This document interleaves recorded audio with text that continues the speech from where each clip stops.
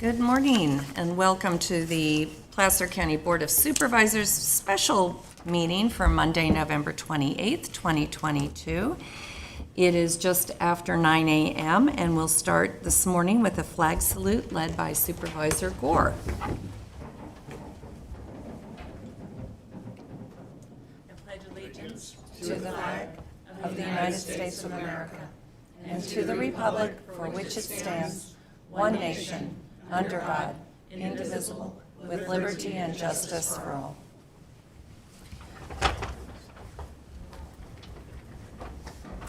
And with that, we have one item on today's agenda, and this is our Board of Supervisors Fiscal Year 23-24 Budget Workshop. And I'm going to start off this morning by turning it over to Jane for a few introductory remarks. Thank you, Board Chair.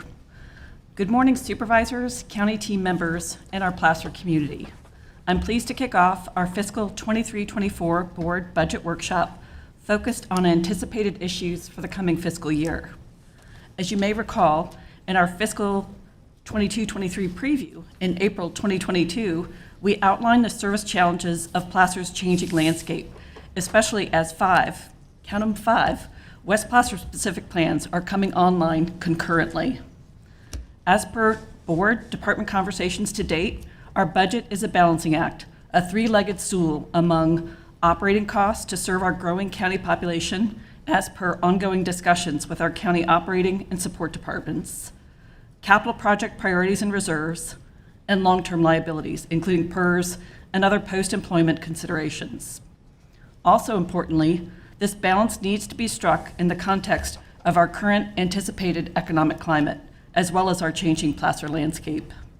Within this context, thank you to Deputy Daniel Chatney and our CEO team for their efforts to set the table for what we expect and wish to highlight for the board for fiscal 23-24. Thank you, and I'll turn it over to Mr. Chatney. Thank you, Jane. Good morning, Chair Gustafson, members of the board. I'm Daniel Chatney with the County Executive Office. Pleased to be here this morning for the 23-24 Board Budget Workshop. Some of the goals, as Jane mentioned, for 23-24 coming up is to balance current and future operation costs with capital and other long-term liabilities. The discussion today is going to focus on these four main topic areas: condition and uses of the county general fund, long-range county staffing growth projections, fiscal year 23-24 budget development policies, and then finally the fiscal year 23-24 budget timeline and calendar. To begin the conversation with the condition of the general fund, we're going to touch on these seven areas: state and local economic conditions, pension funding, capital reserves and capital projects, equipment replacement programs, our VFA building maintenance program, open space and legacy funding, as well as year-end carryover fund balance recommendations. So starting off with the state outlook, this probably doesn't come as a surprise to many people, but the Legislative Analyst's Office is projecting a $25 billion deficit in fiscal year 23-24 at the state level. After that, they have projected descending deficits for several years after that.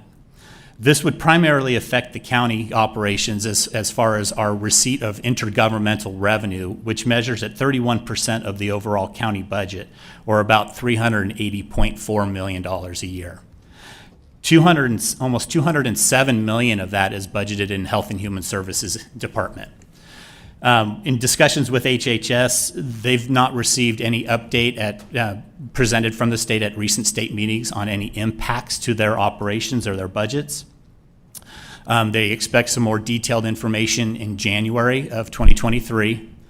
And then in the event that something like the Mental Health Services Act funding declines, HHS would then work towards balancing their workload with the revenue that they have.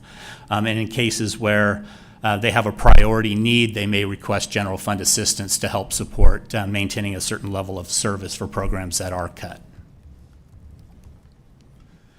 Moving into more local aspects of the economic outlook, this chart is our historical property tax year-over-year changes, just focusing on secured property tax revenue. Our most recent 5-year average is about 6.7%, but you can see a very large increase of almost 3%, or just over 3% from fiscal year 22 to our current fiscal year at 9.1% increase. I want to mention that Placer County was not alone with such a significant increase in secure property tax revenues. Other counties like San Diego, Contra Costa County, LA County, Orange County also experienced growth from the 6.5 to 9% range in 22-23. All of those same counties and others are projecting a new year revenue or property tax increases of 3 to 5%. So they're softening those expectations down significantly from this increase that everybody saw. All of that kind of in conversation with a potential softening of the real estate market. So a chart or a diagram that we took from the Placer County Association of Realtors, or California Association of Realtors for Placer County Outlook. A couple key items on this to look at. In the left-hand corner, the median price for single-family detached homes has remained fairly stable at $645,000. Month to month, that was a 0.8% decrease. In year to year, that was also a 0.8% decrease. So some leveling of the median home price in Placer County. The other piece I mentioned is in the middle bottom, that negative 24.2% number for home sales. And you can see the chart to the left of that, how that spiked in March of 21 and then has declined fairly significantly to the August 21 timeframe and has remained somewhat level with another decline most recently. Daniel, can I ask, do you want questions as we go from the board members to make this more of a workshop, or do you want to Absolutely. get through this whole package? No, and please then ask go back? questions as they come up. Okay, so I want to make that clear for the board. I had a couple questions, but I don't know if anyone else does first. Okay. Going back to the year-over-year change on property taxes, does that include new homes that come on the market as well as existing? So these It's are our revenues. Yes. Okay, so and I don't know if later on we have, what is the dollar value of that over that same period of time, but that would be an interesting graphic to understand the order of magnitude Of course. of our property taxes. And then one other question on the, in talking to the assessor, he was telling me about the Prop 19 requests coming in and that we were getting in Placer County 4 per day. And with that, do we, or does the assessor's office or do revenue services, how do we look at what that would have been versus what they're transferring in? A couple answers to those questions. We have the number that from the 6% that or the 5% that we budgeted, the growth over that. I can get you that number here shortly. We're going to look Okay. that up. I have it just not right here in front of me.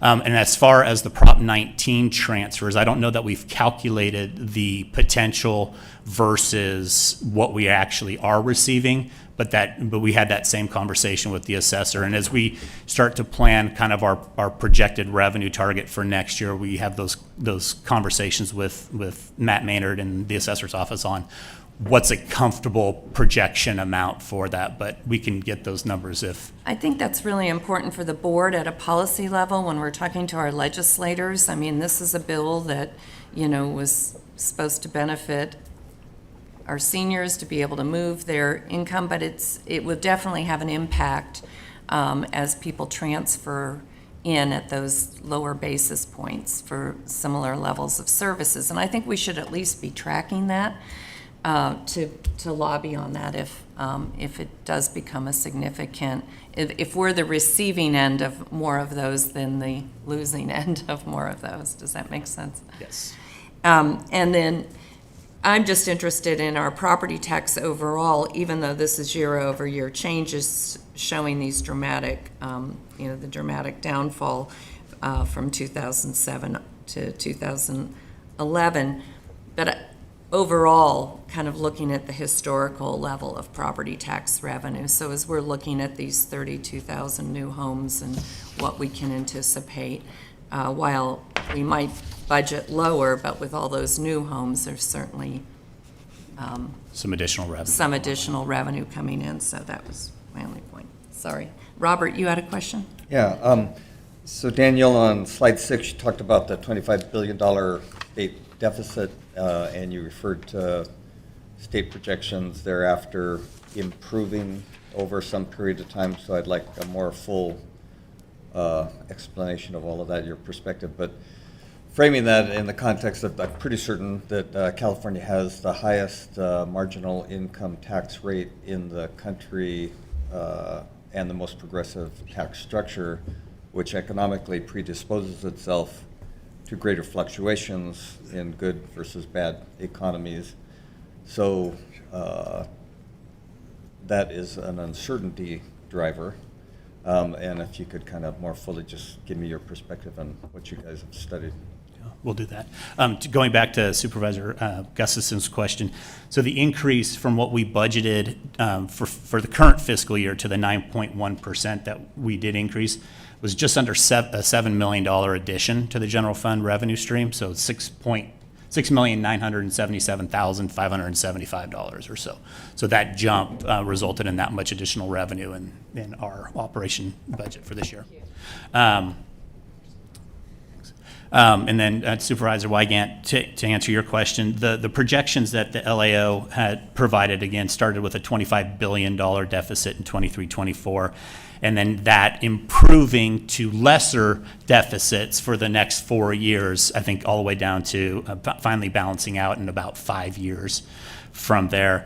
The major drivers right now are personal income tax receipts and corporate taxes as well.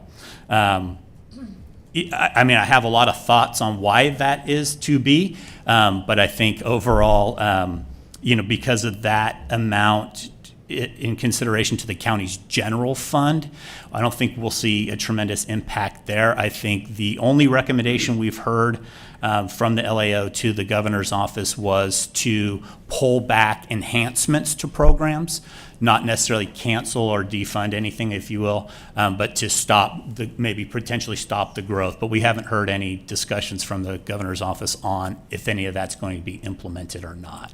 Well, and I guess maybe just to build on that, with that, as you mentioned, inherent economic tendency with the tax structure in the state of California, and those volatilities between good and bad times, amplified by good and bad times. The good news is, I guess, at least the state is recognizing that and projecting it.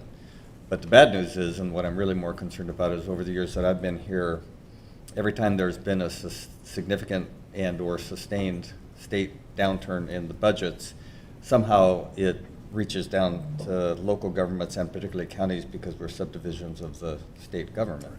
So I've seen ERAF shifts were old ones that were significant, and then just different methods of things that they didn't fund or caused us to fund a greater proportion of. So any discussion, I mean, it seems to me we just need to be cognizant of that. I even wondered that over the holidays there was news about the rift between the governor and local governments as it related to homeless funds, and I was wondering if that was more budget driven really than a disagreement of homeless approach philosophies.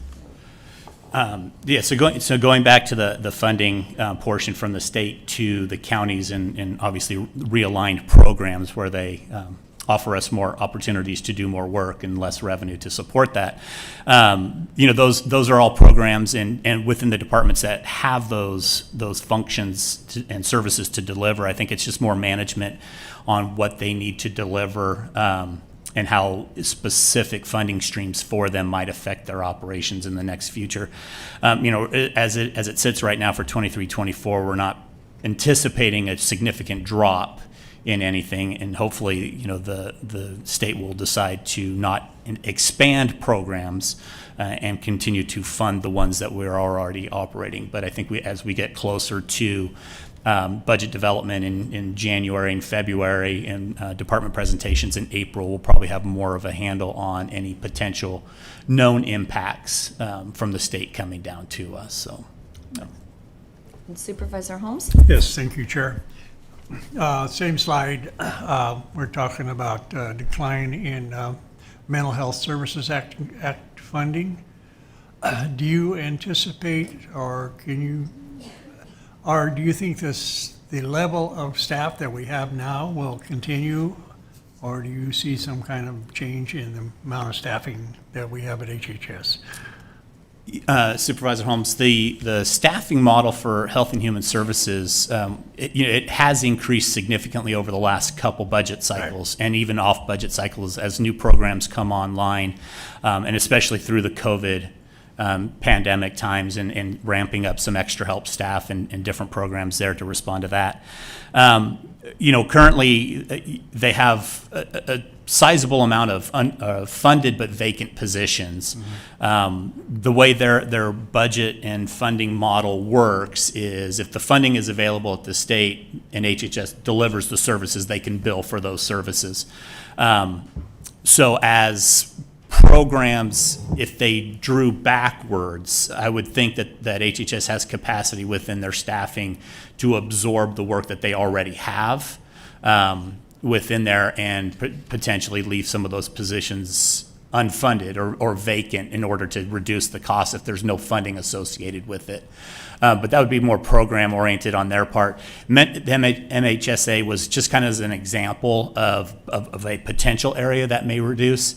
And again, if the priority of the department or the board was to continue to fund it at a certain level, then that would just come through the budget cycle as another request for funding opportunity. But as I mentioned, they kind of align their delivery of services with the available funding that's there, whatever amounts those are in those programs that they have, and priority base those as well.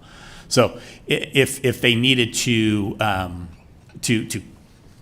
decrease staffing because of decreased funding, I still think that they have quite a bit of room in there to adjust positions into different directions to achieve the services that they need to perform. So. Okay, thank you. I don't see other questions. Sorry to interrupt. No, thank you. Thank you for that. I think we were here on sales tax.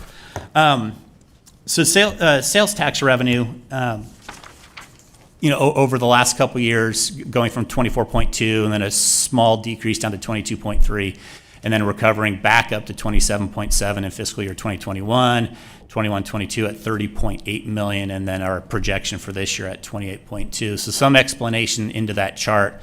Obviously, the initial impacts of the COVID pandemic in the early part of the middle part of fiscal year 1920, the early part of calendar year 2020, kind of created that drop there. The recovery, though, was based on a couple things. One was the ability of local businesses to stay open and produce sales tax opportunities for themselves, as well as what's kind of come to be known as the Wayfair decision, and this was the benefit of county pooled and state pooled sales tax from internet-based transactions. So both of those things at the timing kind of put us in a position where sales tax was not significantly impacted because of the pandemic, and then has increased our pooled allocation percentage. So for things like even Prop 172, which funds a lot of our public safety operations, our allocation percentage, which is based on our direct sales tax numbers, improved through the pandemic because Placer County businesses stayed more open.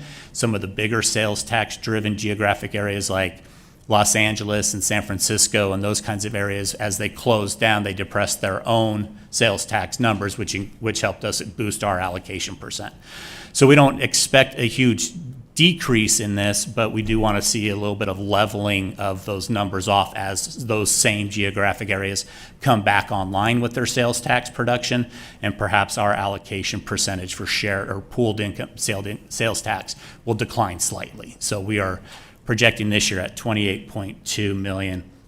And just as a reference point, the general fund sales tax represents about just 8% of the general fund revenue overall.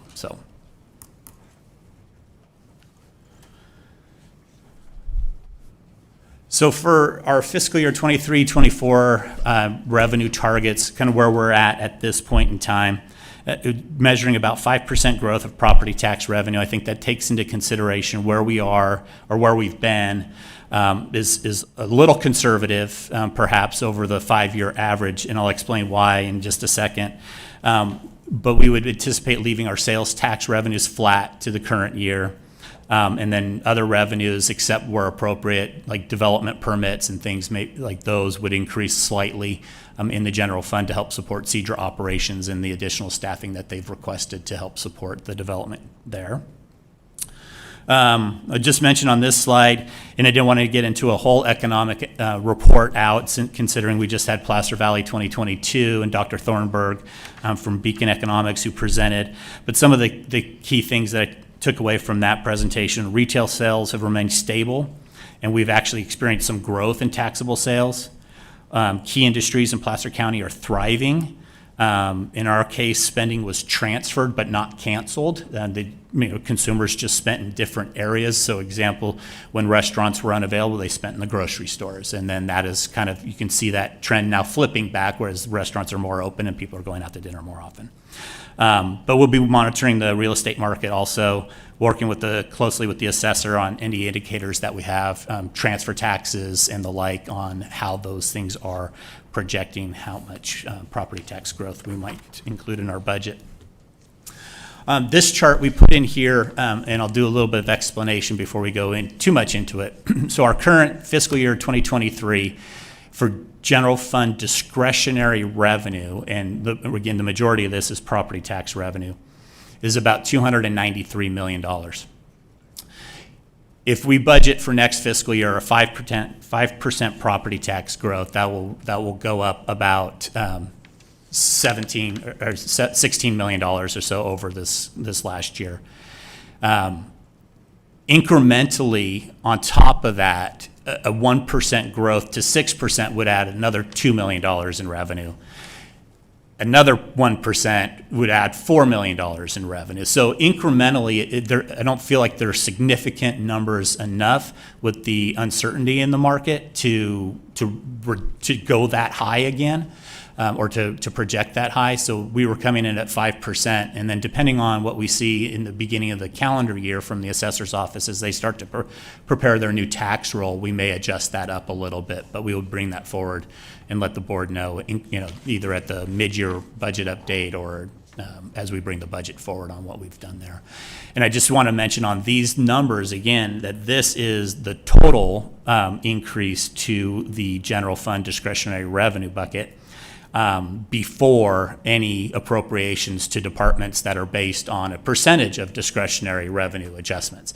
So primarily the public safety fund, which receives 51% of the general fund discretionary revenue.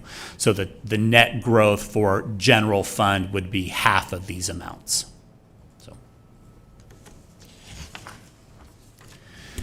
On the expenditure side, a couple things that we're interested in, obviously, are salary and benefit increases from the new MOUs and labor contracts that were just completed this last year. Salary and benefits in the general fund alone, we expect roughly about an $11 million increase in costs for fiscal year 23-24, and those will escalate obviously up as we add those percentage increases on top of the increased amount. So projecting about 12.2 in fiscal year 24-25. Daniel, on that, if I can ask a question. When you project that is just for the salary and benefits annually, not looking at the pension implications of increased salaries? This would increase any costs that are associated with that, so their fair share of the their pension. share, Okay. or the county share of those Thank you. costs as well. Okay, thanks. So moving on to kind of where the general fund sits currently, at the beginning of fiscal year 22-23, or our current fiscal year, we have about $143 million in reserves. And this is, again, the entire portfolio of all of our reserves, which is a slight increase from our 2022 actuals. And here is the breakdown of that. So for fiscal year 22-23, we have about $85 million in our contingency reserve. And that's an increase of $24 million from last fiscal year. We have about $19 million in our PARS Section 115 trust fund. We have an unassigned fund balance about $21 million, and this chart shows $18 million in capital reserves, and I'll interject a little bit of a change to that we'll see later. We had allocated about $8 million from the general fund to facilities for a project that they were working for, the Health and Human Services Center. We shifted that funding over to capital facility improvement fees. And so the facilities will be returning $8.2 million or $8.3 million to the general fund capital reserves this fiscal year. So that will increase by another $8 million. So we'll have 26 million available. And you'll see that on a later slide. The 21 million in unassigned or in other is a set aside that we had placed in there for the potential. When we were budgeting for this current fiscal year, we were pre-labor negotiations. And so we didn't know the exact dollar amounts and how those would impact the budget. So we had set aside about $10 million in order to fund those increases depending on how the negotiations went. And then also to secure that for this fiscal year for any additional funding that we need to allocate out to the departments to absorb those costs in their budgets. As I mentioned in the first quarter update a couple weeks ago, we're not anticipating a large need for any of those reserves going forward to fund those. We think that the savings that we're going to see for revenues already allocated to departments for things like salary savings and costs not coming in as high as we expect will be there to offset that $11 or $10 million increase that we'll see for this year. So we anticipate not needing to utilize those funds for that purpose. And so we'll touch on that a little bit later as well. Any questions on kind of our reserve levels at this point? You might notice a significant decrease in capital reserves from fiscal year 21 at $37 million down to 22 at $18 million. A couple of the actions that took place in that fiscal year that created that decrease was a property purchase in Tahoe, the Bechtold building at about $4 million. Our Atherton tenant improvements, I think that was roughly $12 million. And then the purchase of the Clover Valley easement at $1 million. So those were some of the major impacts to the facilities or to capital reserves in that fiscal year. So with that, if there are, entertain any questions on where we're at so far. Otherwise, we have invited Ira Summer from GovInvest, who's one of our contractors who help us with OPEB and pension forecasting and funding programs to join us today and present what they've been able to work with us on as far as a pension update and where we currently sit. So if there are no other questions on kind of the current state of the general fund, I will turn this over to Mr. Summer and have him kind of walk through his slides.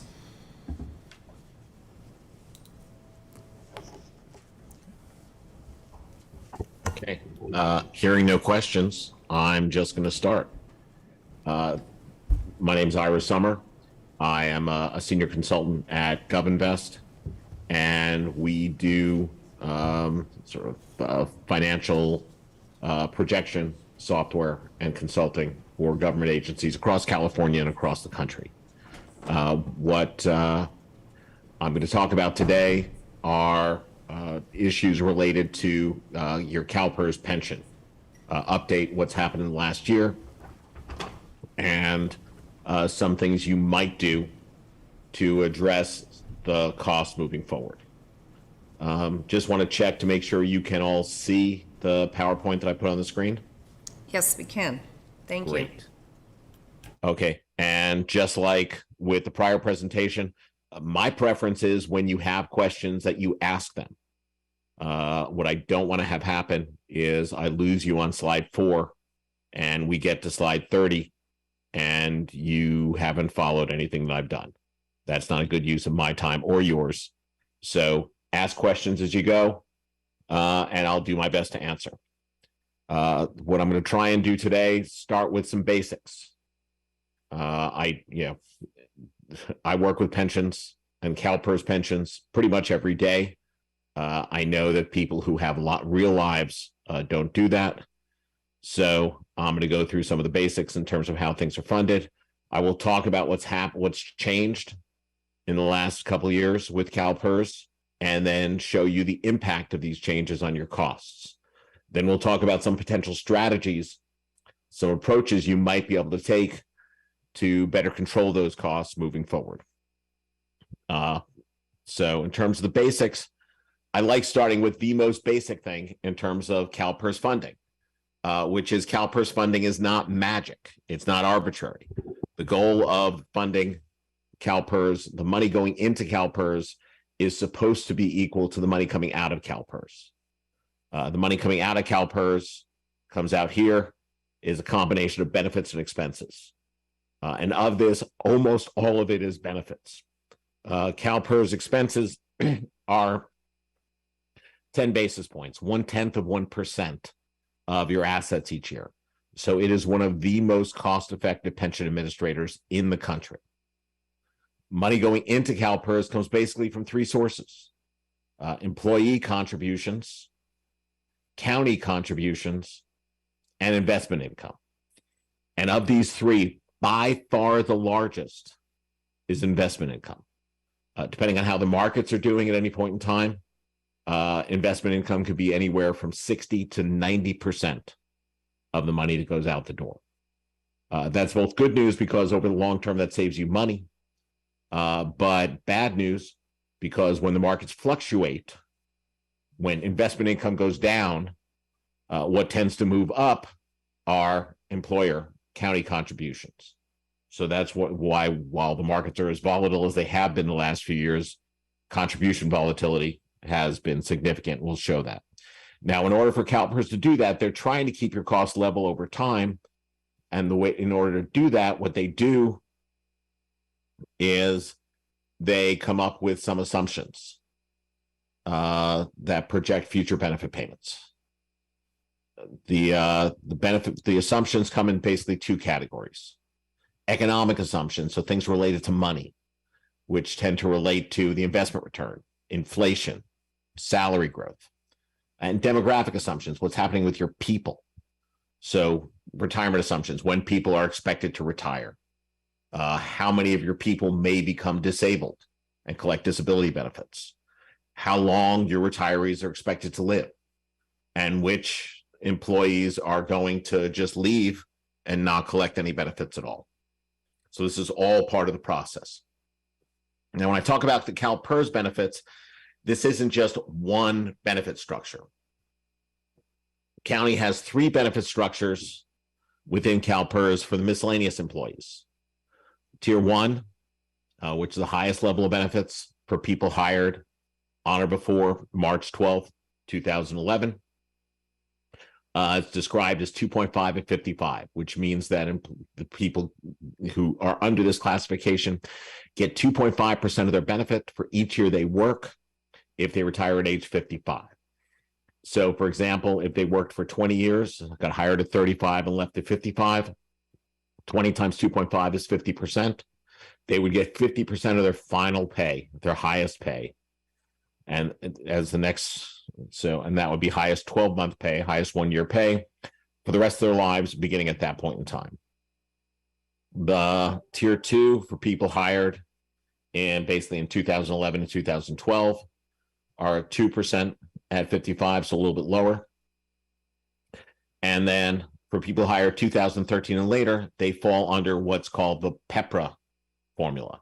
PEPRA stands for Public Employee Pension Reform Act, which was passed in 2012.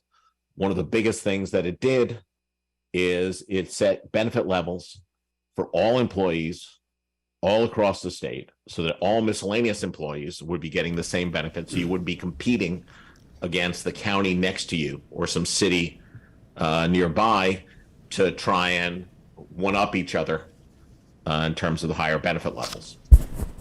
It also set the cost, the employee contribution, instead of being a fixed amount of 8% or 7% like it was for the prior tiers, it would fluctuate as costs fluctuate. So it would be 50% of the normal cost. Normal cost is the actuarial term for the cost of services earned in that particular year.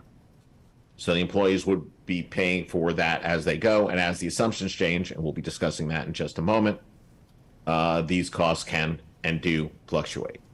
For safety members, there are also 3 benefit structures, but they're slightly higher benefits. Safety members under Tier 1 were under a 3% at 50 benefit, which meant they get 3% of their pay for each year they worked, retiring at age 50.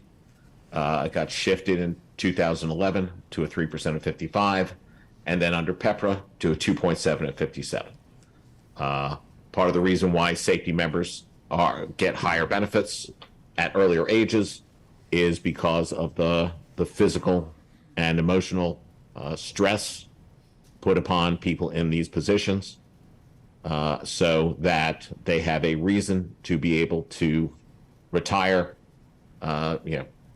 Just thinking about it, you don't want to have a 70-year-old firefighter trying to climb up through buildings to save someone's life, or trying to track someone down on the streets as a police officer. So they, again, that's just the nature of the job in the retirement program. Any questions so far as to the basics of CalPERS? Yeah, Ira, thank you. Supervisor Holmes here. Can you help me understand the final pay period for Tier 2 is 36 months? Can you explain that to me a little bit so I have an understanding? That means when I talked before about the pension, and I'll keep it simpler for math purposes with Tier 2, which is also a 36-month final pay period. They have a 3% at 55. So if they got hired at 25, after 30 years of service, they would get 30 times 3% is 90% of their final pay. The final pay here is based on their highest consecutive 36-month period. So the highest 3 years. So if the last 3 years of their employment were the 3 highest years that they earned money, you would take that amount. So if they earned during that period, again, keeping the math simple, $100,000 a year, then we'd take 90% of that, and they would get $90,000 a year as their pension each year for the rest of their lives. That amount would grow each year by a cost of living adjustment amount of up to 2%, depending on inflation. Did that answer the question? Yes, thank you very much. Okay. Any other questions?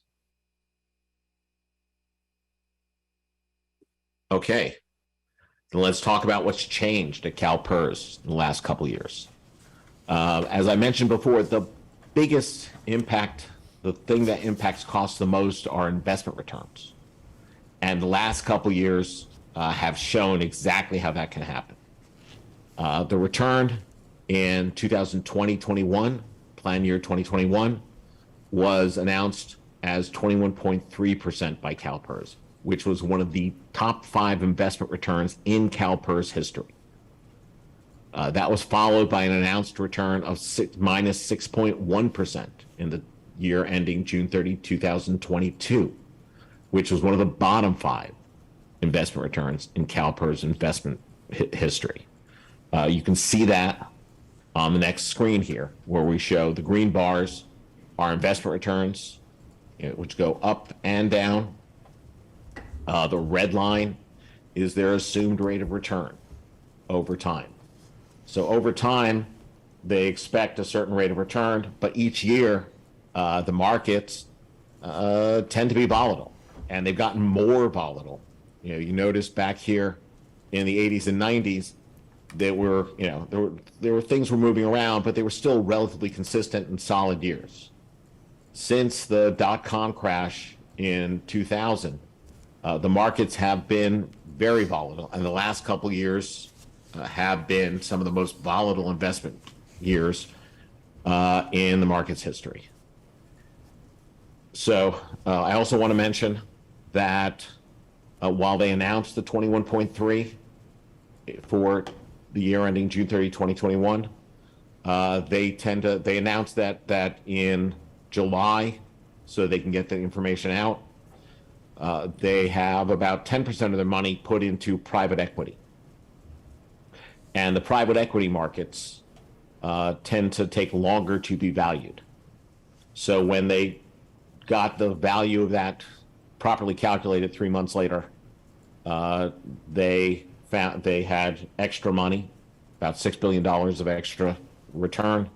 So when they did the June 30, 2021 actuarial valuation reports, which were released in August of 2022, agencies were credited with, I think, 22.8% or so of return. So while they don't include it in the report in terms of showing what the returns were, they do credit it to the accounts.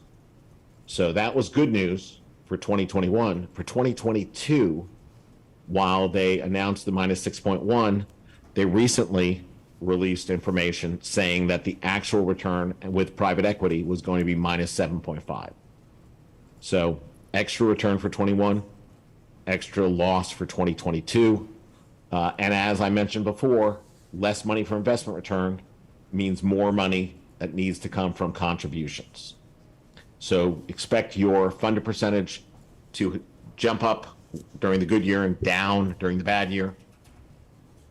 And the same thing with your, on the other side with the contributions, your contribution requirement is going to jump up when the investment return is low.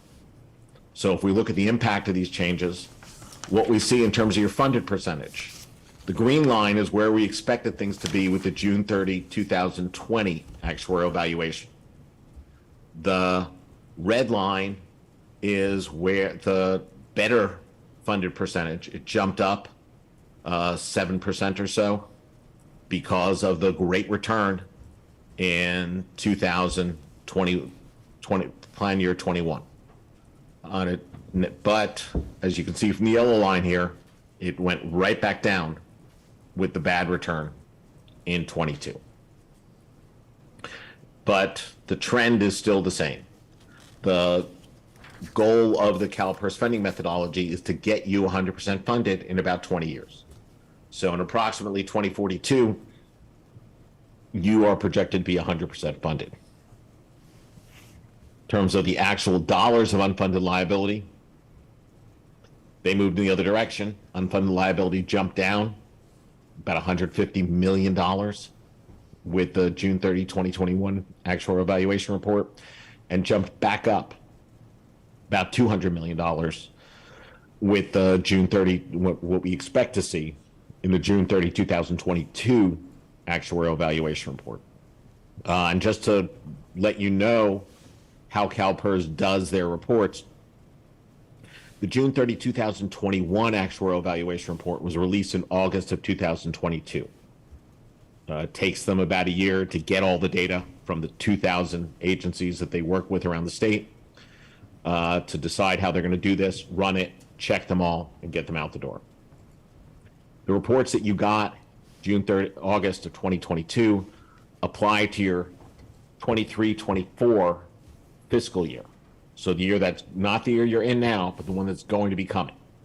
So the June 30, 22 reports, which have the bad investment return results in them, you will receive those reports in August of 2023, and that will affect your fiscal year 24-25 contribution requirements and moving forward. It will also impact the contribution requirements of your we're also going to see some changes effective July 1, 2023 to the employee contribution rates for PEPRA employees. As I mentioned before, PEPRA employees are impacted by assumption changes. They pay half the normal cost. So the contribution requirements for your safety and miscellaneous members are going to go up somewhere between 0.75% and 1% of pay during that, at that point. In terms of contributions, your contribution requirement, which was approximately $80 million in the 2021 fiscal year, was projected to go up, and 21 results, we're going to level those off pretty quickly. But with the 22 results coming, we are projecting that your contribution rate will rise for the next decade. getting up to approximately $120 million in fiscal year 31-32. Any questions on any of this? I don't know if I depressed all of you enough. Any questions? Suzanne? Yeah, I have a couple of questions. Number one, I'm just curious if you can possibly make any of these charts a little bit more legible for us. Some of the numbers are, I mean, if you have to split the first chart into two charts or something so that we can actually see. I can't read most of this. And then I have a question. Some years back, not very long ago, it seems to me that there were some requests by employees that were investing in CalPERS that asked CalPERS to divest in things like petroleum-based companies or any companies that had to do with smoking or other environmental issues. Do you recall that? Yeah, that happens on a regular basis. Some of those things, first of all, I mean, CalPERS does some of those things. But when they do that, they are supposed to take into account the financial aspect of it. To do this primarily to get a strong return. So some of the divestitures from items such as cigarette companies were done with the thought that that is an industry that is has a lot of financial risk to it from all the potential lawsuits and the health consciousness of the population moving forward in general. So in addition to it being in some people's opinion a bad thing to do, it's also potentially a risky thing to do from a financial perspective.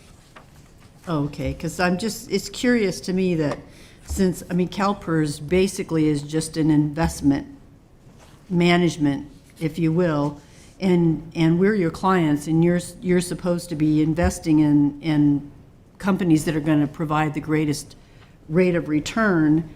And so it seems a little bit silly to let the people who are the recipients of CalPERS be deciding which funds you should invest in and which ones you shouldn't, since you guys are the experts and you know which ones are going to have the greatest rate of return. Did that impact have anything to do with the impact on some of these numbers that you're showing, the negative returns?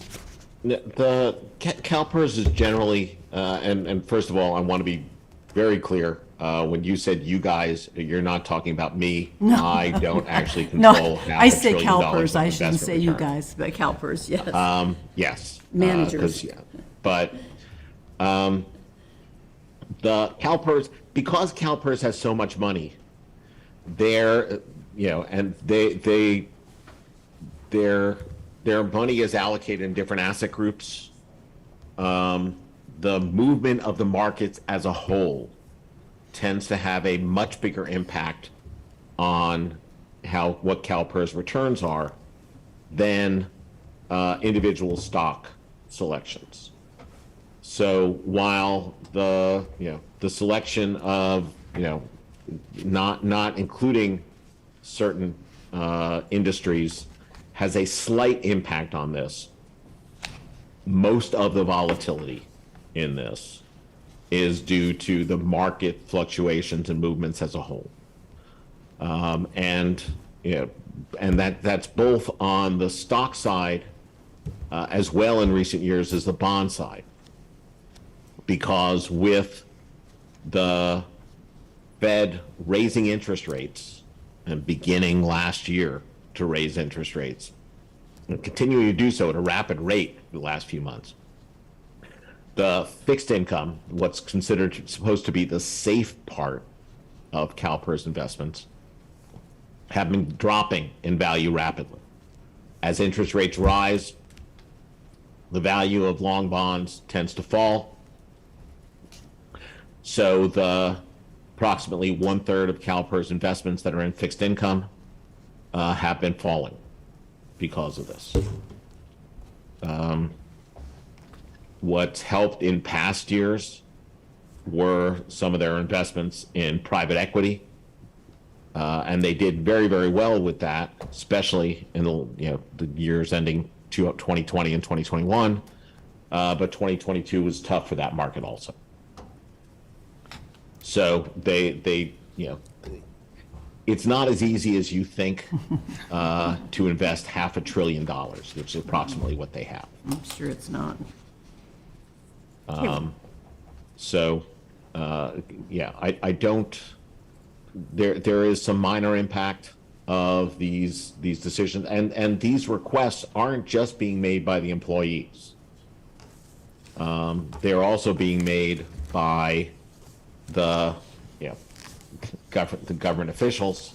They're also being made by the people of the state of California, and other people are making the opposite requests. So they're trying to balance all of that, but their primary responsibility under as defined by Proposition 162, which is the Pension Protection Act, I think, of 1990 something, was to ensure strong return, consistent return, basically focus primarily on the investments. So they make an effort to do that. Okay, well, thank you for that. Appreciate it. Any other questions? I'm not seeing any.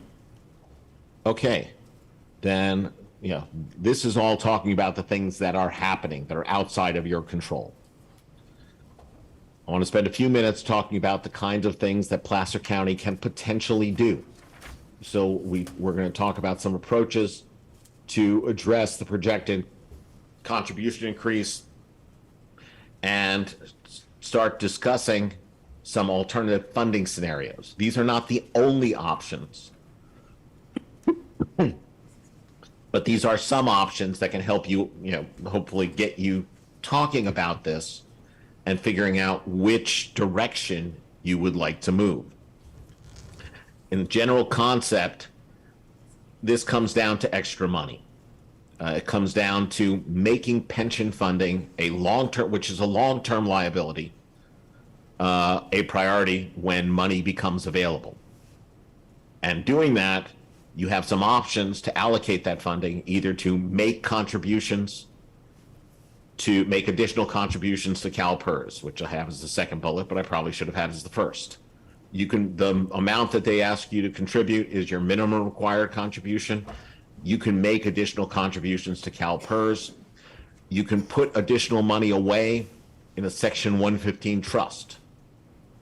Or you can set up internal reserves and set some money aside there. Each of those has slightly different aspects to it in terms of funding flexibility for the county, as well as when it starts reducing your required contribution rate. You don't have to lock yourself into any one of those. You can do multiple. You can take a little of one and a little of another. And as you're doing this, and this is the right workshop to be discussing this should be done as part of long-term, long-range planning, looking at all of your long-range needs. I mean, what I have seen, and I work with hundreds of clients across the country on this, is that the elected officials like yourselves understand that pensions are important, but if you wait until the time you're doing your budget and you figure out you look at what's most important, pensions always end out as number 4, number 5 on the list, not near the top. So when you have extra money, if you haven't created a plan, what happens is most of the money goes to the first 2 or 3 items, and almost nothing extra goes to pensions. To be able to get money set aside for pensions, to be able to deal with this long-term issue, you need to create a policy and have your staff follow the policy that a portion of extra money, when it's available, becomes something that's automatically set aside for pensions. Now, so first option is looking at trust contributions to be able to say, all right, what we're going to do, and just setting a couple potential funding targets. This is just to say, all right now, as we saw a couple slides earlier, your funded percentage is dropping back down to about 63%. 63% is not good. So trying to get it to a place that is strong, that is solid, is so that we started with saying, okay, what if we tried to get your funding percentage to 80% in 5 years, by June 30, 2027, and by 90% in 10 years? First approach for that would be to put money into a Section 115 trust. Now, in order to do that, that would mean putting $35 million a year away into that Section 115 trust from the 23-24 fiscal year through the 27-28 fiscal year. So that would be for 5 years. Now, and then the money would stay in that 115 trust and then would be transferred from the 115 trust to CalPERS, as an example, when the funding reached that 90% target, which would be June 30, 2022. I do want to mention, with regard to Section 115 trusts, if you put money in a 115 trust, that money has to be used to pay for pension benefits. Right now, if we assume things go according to plan, which is clearly not the way things have gone the last few years, that money would all be moved at one time to improve the funded percentage. On the other hand, you do have the flexibility, if we hit really hard times, that some of that money can be used to pay for your regular contribution to CalPERS, which gives you some funding flexibility, because if the money from the 115 trust is used to pay for your CalPERS contribution, you don't need to pull that money out of the general fund. So the general fund has more money to deal with other things that might be happening. In terms of how this looks, your funded percentage, setting the extra money aside, would get you to approximately 80% funded in 2027 and approximately 90% funded in 2032, as projected. What this graph shows is a combination of the required contributions to CalPERS and the extra money going into the 115 trust, which are the gray boxes. If the money's in the 115 trust, it's not in CalPERS, so your required contributions, the blue bars, stay the same as the orange line. I think that's orange. That is the target of where we think things are going without any additional contributions. But notice, when the money gets moved from the 115 trust to CalPERS in 2034, 2033, that the required contribution goes down, and you will be projected to save money moving forward. So the total employer contribution to CalPERS, again, would drop down significantly. And the unfunded liability would be reduced much faster to a much more manageable amount, getting you to 100% funded about 5 years earlier. So that's one approach. Next potential approach is to make the additional contributions directly to CalPERS. Now, if you do that, you give the money directly to CalPERS. CalPERS knows it has it, and it reduces your required contribution each year. So because of that, the additional amount you would need to pay directly to CalPERS would be about $40 million a year, rather than the $35 million a year, because each year your contribution would be going down. So what that does in terms of the funded percentage, again, approximately hitting the same targets, 80% funded and 90% funded at that plan. But the money from CalPERS in terms of additional payments would start off at about 140 million and start coming down instead of going up. And again, this, you'll notice the required contributions start dropping right away. So if you had, a revenue shortfall for some reason in 2026, fiscal year 2026, you can stop making these contributions because you have the flexibility to do that and keep contributing just the blue required contributions at a lower level. So this drops the required contributions down and improves the unfunded liability.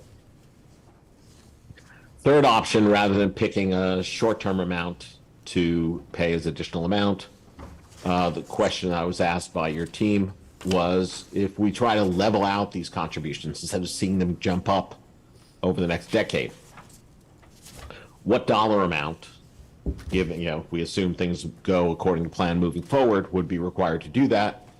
And the answer to that is a total to CalPERS and 115 Trust of about 110 million a year. So during the first few years when your required contribution to CalPERS are less than 110 million, you would make the additional contribution into the 115 Trust to total it up to 110 million. And then years when it gets over 110 million, you take the money from the 115 Trust and use it to pay that. So your total amount coming from the general fund stays at 110 million. So the amount for the general fund would look like this. The green are contributions to CalPERS. The blue are money to the 115 Trust. Your contributions to CalPERS, you see the contributions going in green, and then the blue coming from the 115 Trust here during the years in which the contributions went over the 110 million. The trust balance itself would grow from about the 10 million it's at right now up to about 55, almost 60 million, 57 million when you start using it, and then start coming down as you're using it, still leaving a little bit of a cushion, about 10, 15 million, to allow for some fluctuations. So these are just three potential options, and there are a lot of variations on this. Some of these numbers we picked just to try and give you a reason to start discussing. That is end of my prepared material. Any other questions? Are there questions, board members? I guess my question is, our trust, our 115 Trust, what interest rate are we earning on those as it's compared to CalPERS return on investment? The money in the 115 Trust is invested much more conservatively than the money in CalPERS. So I think the assumed rate of return was, I think we assumed 4.5% per year, as opposed to the 6.8 that CalPERS assumes. That generally has less volatility as the markets are volatile, because as the markets fluctuate, because a lot more of the money is put in fixed income. Unfortunately, during the last few months, because as the Fed has been raising interest rates rapidly in an attempt to control inflation by destroying the economy, the value of fixed income, long-term fixed income, has been going down. It was expected to continue going down through the end of the year if the Fed continues to raise those rates. But moving forward, once that is done and the Fed locks their rates in somewhere around 5%, the fixed income portion should be earning a solid 5% moving forward, and it should be a lot less volatile moving forward. Thank you. I know a lot of counties, municipalities, other agencies chose to go with the 115 Trust, but when you look at your revenues and then the cost of your general fund contributions, I question how much we should rely on that. I do like the leveling out approach as a one to think about, but all three are good approaches. And just looking at order of magnitude. Yeah. Any other questions, board members? Okay, You know what? I do have a question as I look at this, and this is really helpful, the difference between the 115 and then directly to CalPERS. When we're talking about the dollars and just keeping it in the general fund, that would, I mean, it's a much higher amount that we need to save because our return of investment is lower. Is that correct? Is that why it would be so much Right. I mean, higher? in the short term, your your investment money that's in the general fund. First of all, the money in the general fund is required by law to be invested in very limited, short-term, high quality government bonds. That means in the last few years, your general fund has been earning, give or take a little, nothing on that. The good news with the Fed raising interest rates is that the amount you're getting on that has been going up, probably to about 2, maybe even 3% right now, and will probably continue to go up. So in the short term, that's probably a smart place to keep money. But in the long term, once we don't believe that the Fed will be raising interest rates as it is doing right now, it is likely that a safe investment in 115 trust will earn more. The other side of that, though, is if you keep it in internal reserves, although you're going to be earning a little bit less, you do have the flexibility in some time of crisis to move the money out of that reserve to your general fund and use it. But that doesn't solve your pension problem. Right. Yeah, so it's which of the options or a portion of each option do we choose as we're setting aside dollars for our pension obligations? right. Thank you, that's helpful. And as a reminder to the board and everyone, we had presented that option of additional PARS funding strategy to the board probably 3 budget cycles ago. And so we've been doing that over the last couple of years, where the savings we get for prepayment of some, and then we've leveled our OPEB department contributions to us, and that the ADC being lower than the amount that we're charging, we've been taking that, which is roughly about $8 million a year or so, and then funding PARS with that too. So that's the path that we have been on for the last couple of years, and just one more benefit of maintaining that type of option is the budget portion, that we can project and plan certain levels of contributions and pension amounts, for several years out, as we get to that, and having the ADC change every year and then adding an amount on top of that. This helps us stabilize kind of where we're at. And then like Ira was presenting, the amount above the 110 can go to the trust, and the amount below, or the amount below the 110 goes to the trust, and vice versa. So earlier I asked Daniel about the 11 million for the increased salary and benefit packages. How do we track that as supervisors change and tenure goes on? How do we track that we actually get that set aside for the pension contribution? Because I don't want to end up, I know we're tracking this huge number, but it seems like that annualized impact should move out of our control, so that we really are obligating those funds for the pension impacts for those salary increases. And I know that's infinitesimal in the big picture, just looking at the increase, but I think it sends a point to any looking at our general fund reserves and saying, oh, you've got plenty of money. Because they see large reserves and they anticipate that that's the case, and don't realize the huge obligations that we have. Yeah, I think as far as tracking what we're doing, when we have our the actuarially determined contributions set, and we budget for that, we can easily pull the net out for the board's benefit and the public's benefit that says, we're going to pay out $90 million this year, but we set our target level at 110, so we're going to take that 20 and put it into the trust. We can easily track those things. incrementally with new positions and then that 4% general wage increase impact and how much that contributes for the employer contribution, the 50%. Yeah. Smaller, but we It's can. minutia, I But we understand, have, but, yeah, we would have that Yeah. in our budgeting software, so. yeah. Okay, thank you. Jim? Daniel, are you looking for direction as far as moving forward with our pension obligation? We will be, yes. We can talk about that now, or we can talk about that at the end of the whole workshop, as compared Yeah. to other needs Needs. that will be discussed. Okay, thank you.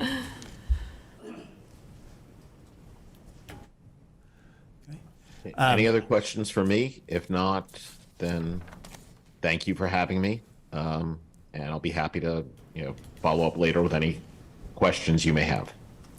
Thank you, Ira. Thank you, Ira. Did Thanks, you have Ira. another question? Okay. Okay, we are an hour and 10 minutes or so in, and just checking if the board needs any break or anything. We just keep going? Keep going, great. Okay, capital reserves and capital projects. As we talk about the long-term, or even in some of these projects' case, the short-term efforts that we have underway, and it has, as these relate to the overall financial health of the county, but also kind of where we're headed into the future, thought it was important to show where we are in capital reserve planning.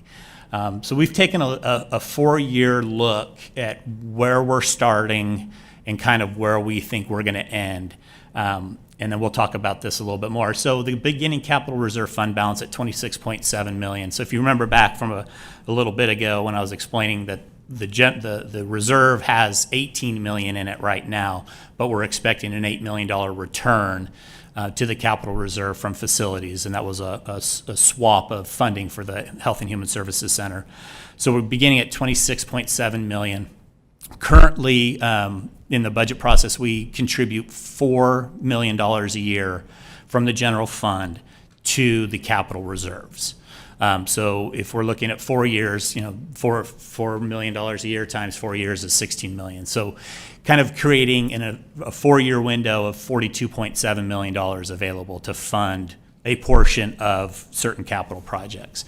So the list of projects on this table are projects that are either included in the CIP, are underway, are coming to the board fairly soon in the very short term for funding needs, and or have generally been discussed in the open as pretty solid projects that are going to come forward. So I'll kind of touch on how those are defined. So Auburn Library, this is an amount that's been earmarked for the 1-to-1 grant match for the Auburn Library state grant that has been proposed and is earmarked here in the event that the application is completed.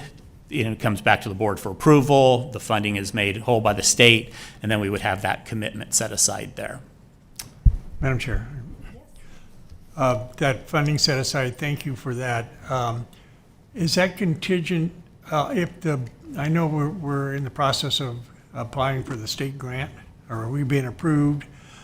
Is that contingent on the Board of Supervisors having the match fund in place to accept that grant? I believe it is, yes. All right, thank you. And that's at 5 million, correct? Correct. Well, it's a 1-to-1 dollar. Yeah. Right? Right. So, 1-to-1. so we still have time to look at the components of that project Right, as correct. well and make sure that they add that value of 10 million for that project. Correct. Right. And just for the benefit of everyone, the library fund has a comfortable fund balance above their minimum requirement of 5% of operating costs, that they could in actuality fund a small portion of that, but I wouldn't want to hamstring them too much and commit them to more than we want to commit for other capital needs that the libraries might have in the near future Yeah, as there's well. definitely And there are other definitely needs some. in other areas too. So that's what we have to balance, right? Correct. And also, just knowing some of the background on the firm that did a lot of that design work, I would really ask that we look closely at those costs. So then the forensics lab, so the venture that we have, we'll get some more, I think, follow-up later this week, has been kind of earmarked again for $30 million. So when I say earmarked, these are items that the board has not appropriated those funds directly for those efforts yet. Any funding agreement or shared funding agreements would come back to the board for all of these projects. And the board will allocate or appropriate those monies at that time. We can then shift it from the reserves over to the facilities capital fund for those projects. We've talked about the Lincoln Gun Range remediation. That project, approximately $3 million worth of funding from the county required to do that cleanup. We have a county warehouse project that is out at the PCGC campus, and this would be a shared facility for multiple county departments. But the tentative cost or projected cost at this point is about $5 million to fund that effort. In the backdrop, those funds would be returned through depreciation costs or rent costs for the space that any departments acquire. So an investment of $5 million to build that would then be returned over some number of years through the cost plan. The Tahoe Justice Center, that project in East County, we had earmarked $10.5 million of general fund capital reserves for that. There is also about $15 million of capital facility infrastructure fees that are earmarked for that, and then the remainder of that project, which could be upwards of $50 million or so, would come from most likely from debt financing. But this was a general fund contribution that was intended for that project. We talk a lot about the Finance and Administration Building and the CDRC waterfall of moves. So this is part of the movement of the clerk recorder elections down to Atherton, and then the residual impact to moving into and remodeling the FAB for that, and then any movement of Health and Human Services staff out of the CDRC into the new HHSC. So roughly about a $12 million estimate for any of the improvements and moving costs to move departments in and around, help them consolidate as needed. But as we know, that plan is ongoing and in lots of discussion on that one. The SB 844 project, this was the vocational center at the South Placer Jail. If you remember, I think it was this last summer, we received all of our approvals from the state. We had allocated some American Rescue Plan Act money for the SB 863 mental health facility project. So this is just a residual amount that was unfunded out from public safety fund reserves. And intended, this is a much reduced amount from what the general fund was going to contribute to that project to begin with, but there was a set-aside amount there for $1.6 million. And then we have a PCGC Tier 1 project cost increase that's going to come to the board, I believe at the next meeting, or in December, the 13th of December, to request an additional just under $4 million. I think it's about $3.1 million to finish that water and sewer infrastructure underneath the ground up there. So that was a cost that increased from the time that we had anticipated that. So roughly in that 4-year window, a total commitment for capital reserves of $71.1 million. That against the $42.7 million of available reserves leaves us kind of in an over-allocated $28.4 million of situation there. And again, I just want to be clear that these are projects that will come back to the board for final approval, and these aren't numbers that are all set in stone to go forward, but they may change here and there. But that is kind of our current 4-year outlook for capital reserves. And none of that includes dealing with the Board of Supervisors chambers and our CEO's office. Correct. So on the next slide, additional anticipated capital projects that we've been in conversation with. And these are very rough estimates, as costs in the construction world increase and timing and everything comes into that. These really are rough estimates, but you can see that we've added in an admin building which would accommodate the Board of Supervisors offices, CEO, admin, potentially county council, et cetera, at about a $60 million project cost. We have a South Placer substation Obviously, will be greatly needed with the development in West Placer to meet that demand for service out there. South Placer Library, a library facility in Tahoe is estimated at $8.2 million. And potentially in the CIP right now, the Ag and Farm Advisor being relocated into a new facility at about $14 million. And some of these projects are several years out, and this is not an all-inclusive list, but totaling a $161.2 million projected out into the future for future needs as well. I have a question in regards to the South Placer Library and the Sheriff's Substation. Because of the growth in those areas, do we have some sort of capital impact fee on all those projects that would help address some of these costs? So yes. So we have capital facility improvement or infrastructure fees. We have a fee program for that now that has been reignited for its required update. So we'll be reevaluating those fees. All of those fees can be used towards facilities that are being built out or constructed due to growth primarily, right? So there will be a portion there. We anticipate, though, that the timing of the need of the facilities may precede the actual collection of those monies. So as we plan these projects out into the future, we'll be looking at how do we upfront fund the construction, then recover money as we do that. Part of the long-term staffing planning and looking at some of these facilities things, we've been working with CEDRA on different fee programs that exist in all these specific plans and these development agreements that we have.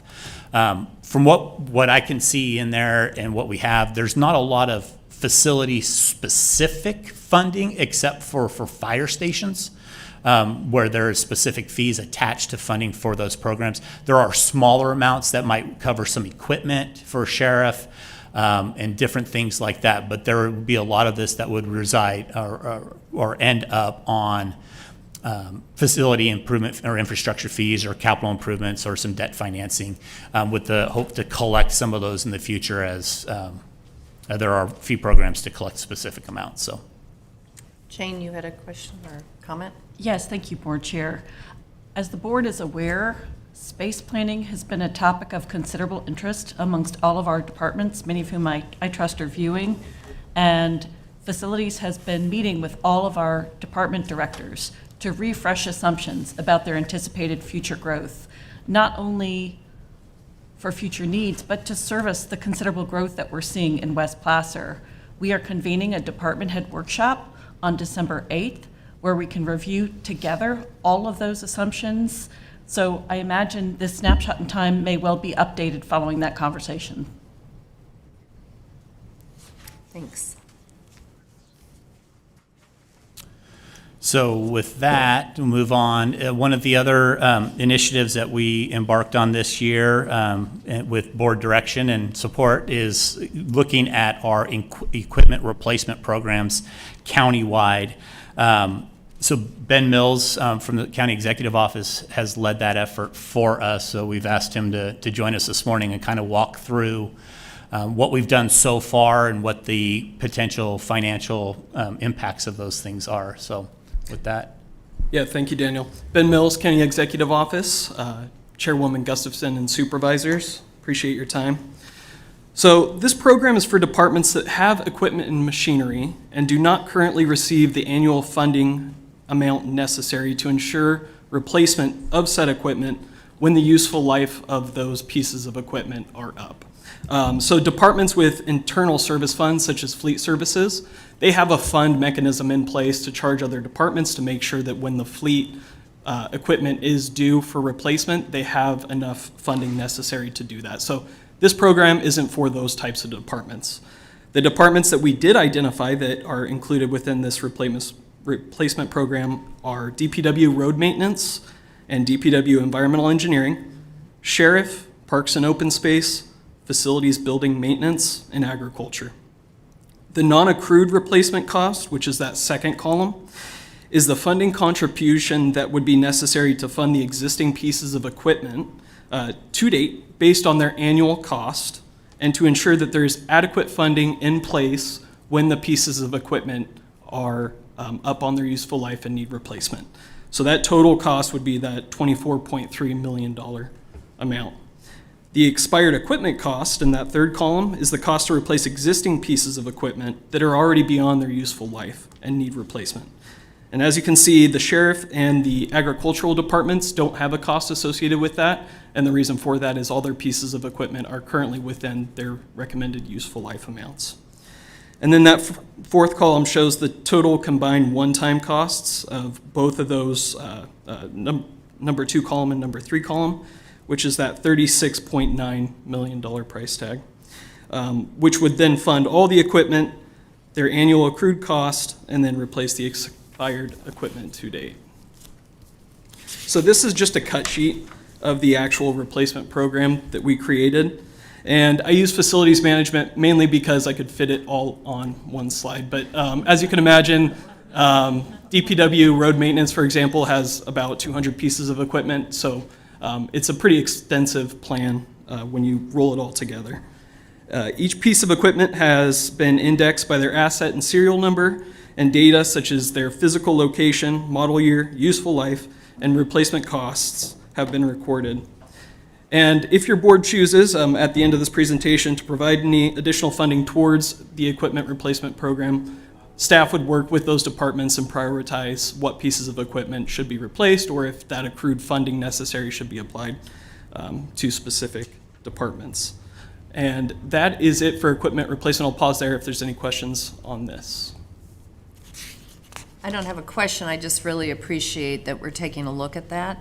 I know that in years past, some of the older snow removal equipment was far beyond its asset life, and then there wasn't adequate funds, and those can be upwards of $500,000 to $750,000 for some of that new equipment. And if we don't keep up with it annually and setting aside that money, you get these huge variances in budget. I think it's important that we understand the magnitude of the situation we have, and I'm so glad to see some of the departments have kept up with it. So thank you for going through this exercise. Hopefully it's useful to the departments as well, so that as they're looking at their budgets, they're setting aside adequate funds for that. Suzanne? Yeah, my request again is for maybe splitting the chart in half so that it's legible, that you can provide to us for the future. I'd be happy to do so. And after this, I can send each supervisor the actual program itself via email, so you could actually review the whole thing if you'd like. That'd be great, thank you. On to VFA building maintenance. For management of our county's building maintenance, facilities management uses software called VFA. And VFA uses a standard facility condition index, or FCI, to rate the condition of our county facilities. FCI is measured basically by taking the facility maintenance improvements needed within 5 years and then dividing that by the total facility replacement value of all the county facilities. And if you were to do that, our current ratio is at 0.3, which is a fair standard. And building maintenance basically receives $3.25 million annually to maintain that, to maintain our county facilities. And I should also note, the lower the ratio, the better it is. So obviously 0 to 0.1 is excellent condition, and it goes up from there. So on this slide, what I really wanted to stress, this graph was created by our VFA consultant, and that green line there is that $3.25 million worth of funding if we were to maintain it starting in 2023 to 2043. And as you can see, it trends in the upward position, ultimately leading to a 0.9 FCI, which would be a deficient FCI. So more than anything, what I wanted to stress is the fact that that $3.25 million is just not enough to maintain our current facilities as is. Also to note, facilities management will be providing your board in the future an FCI update, along with potential funding strategies and going into more detail on FCI, and answering any questions you may have about that VFA software. So in the meantime, one recommendation would be to include an annual building maintenance funding industry standard CPI practice. Right now, we just receive that $3.25 million annually. It never increases. Obviously, with inflation, that becomes an issue. And I also wanted to show your board what additional $5 million could accomplish if allocated to building maintenance. So this list of 29 projects equates to approximately $5.1 million that potentially could be carried out if your board allocates that $5 million in additional revenue. To note, these are projects that are VFA prioritized based on urgency. They would still have to be field verified by our building maintenance staff. And if that $5 million were to be allocated to building maintenance, there might be the potential for some additional temporary staffing needs to actually accomplish these 29 projects. So with that, You said an additional 5 million in addition to the 3.5? correct, this would, yes, in addition to that 3.25. All right, thank you all. Thank you, Ben.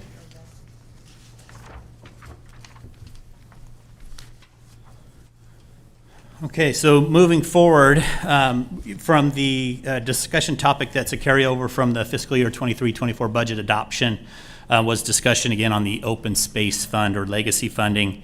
As a reminder, we've just updated this graph since that time, just kind of showing what the different revenue sources into the open space fund since 2001.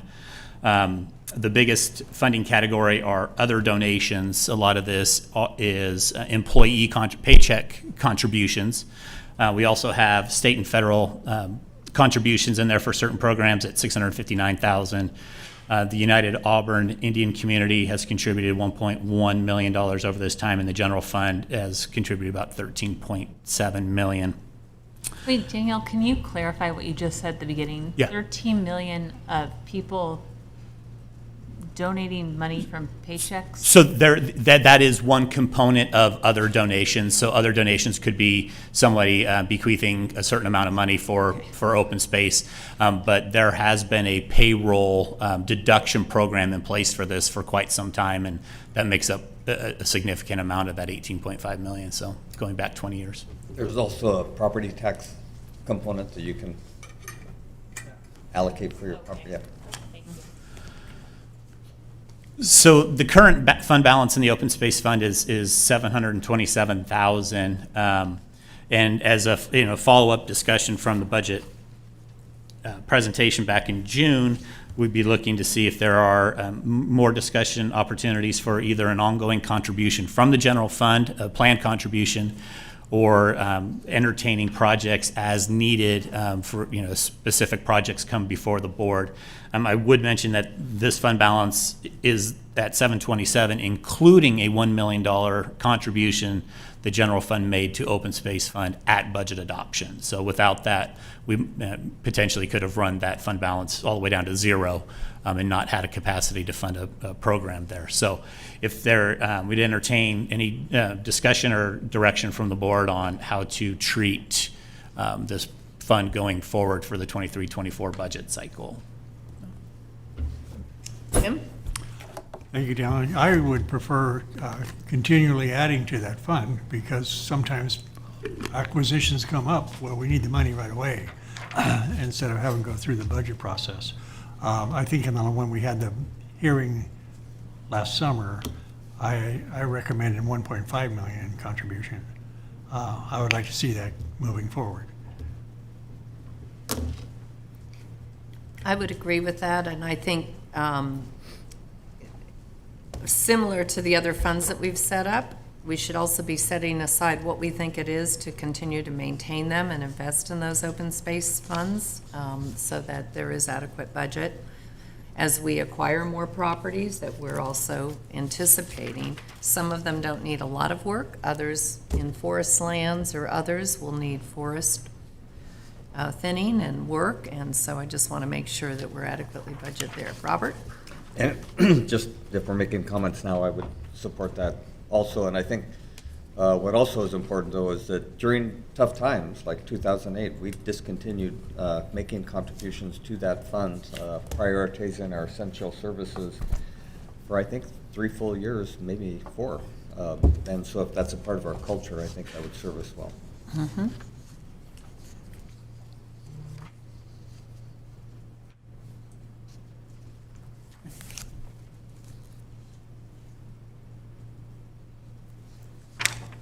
No other comment or questions on that? Not Okay. seeing any others? Okay, we'll recap that then in direction from the board at the conclusion of the presentation then.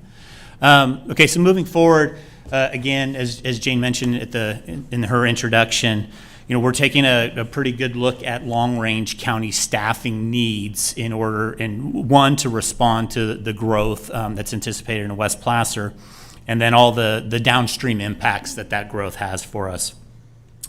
So we wanted to introduce this to you and kind of show, what we've done so far, and how we're looking forward and where we're headed with this. So initially, I think the board heard a couple months ago a request from CEDRA for 25 new FTE allocations that's to respond to and plan for this growth. As Jane mentioned, there's 5 specific plans that are concurrently evolving, and that takes a certain amount of work from planning and engineering and then ultimately to building inspectors and permit technicians to process all of that work through. So in addition to that, we're looking at how all of those things impact other departments as well. So there are so what we've done so far is some of the CEO staff from both my office and our program staff from the development side and public safety side as well, has attended all the facility planning meetings that they had with the departments. So we sat in their charrettes with them for over a couple days to hear their facility planning needs, both currently and then in the 5-10 year windows that we saw. We have met directly with some other departments that are not subject to the PCGC waterfall of moves. So our public safety departments, sheriff, probation, district attorney, we met with them individually to start discussing their metrics and their needs going forward on what their staffing models look like as well. So some of the things that we've learned, there's not always a direct relationship between population and county staffing needs. We do know that the sheriff's office has metrics, as outdated as they might be. They would likely need to be updated relatively soon. But they have metrics that relate to how many deputies per 1,000 population. And then as that expands, then they have metrics that say how many allocations do they need to cover one fixed post position. So there are 2 different metrics that are involved in there, and these are they are one example of a very population focused or constituent focused face-to-face interaction that would occur, and that's how we have those metrics available for them. We also know from our discussions there that hiring process for sheriff deputies is going to need to precede the need to put those deputies on the street. With the average time it takes to hire and train and field train and cycle these recruits and things through the process. If they're not lateral transfers, it could take up to 18 months in some cases.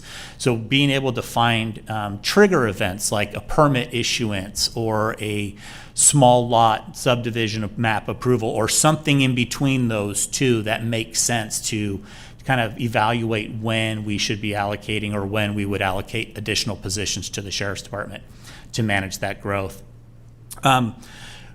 Looking at property-focused departments, so we know what CEDRA's need is or what the request has been from CEDRA in there, but we also will be looking to the assessor, our tax collector, our auditor, controller, who all have a part of the property tax billing process and revenue receipt and allocation of those funds as to what they need in order to respond. So if we think of 30,000 homes coming online and all those being a single parcel, perhaps that workload is going to increase exponentially for those departments. And so I would be looking for those departments to be coming forward to the board in the next couple budget cycles requesting additional staffing there.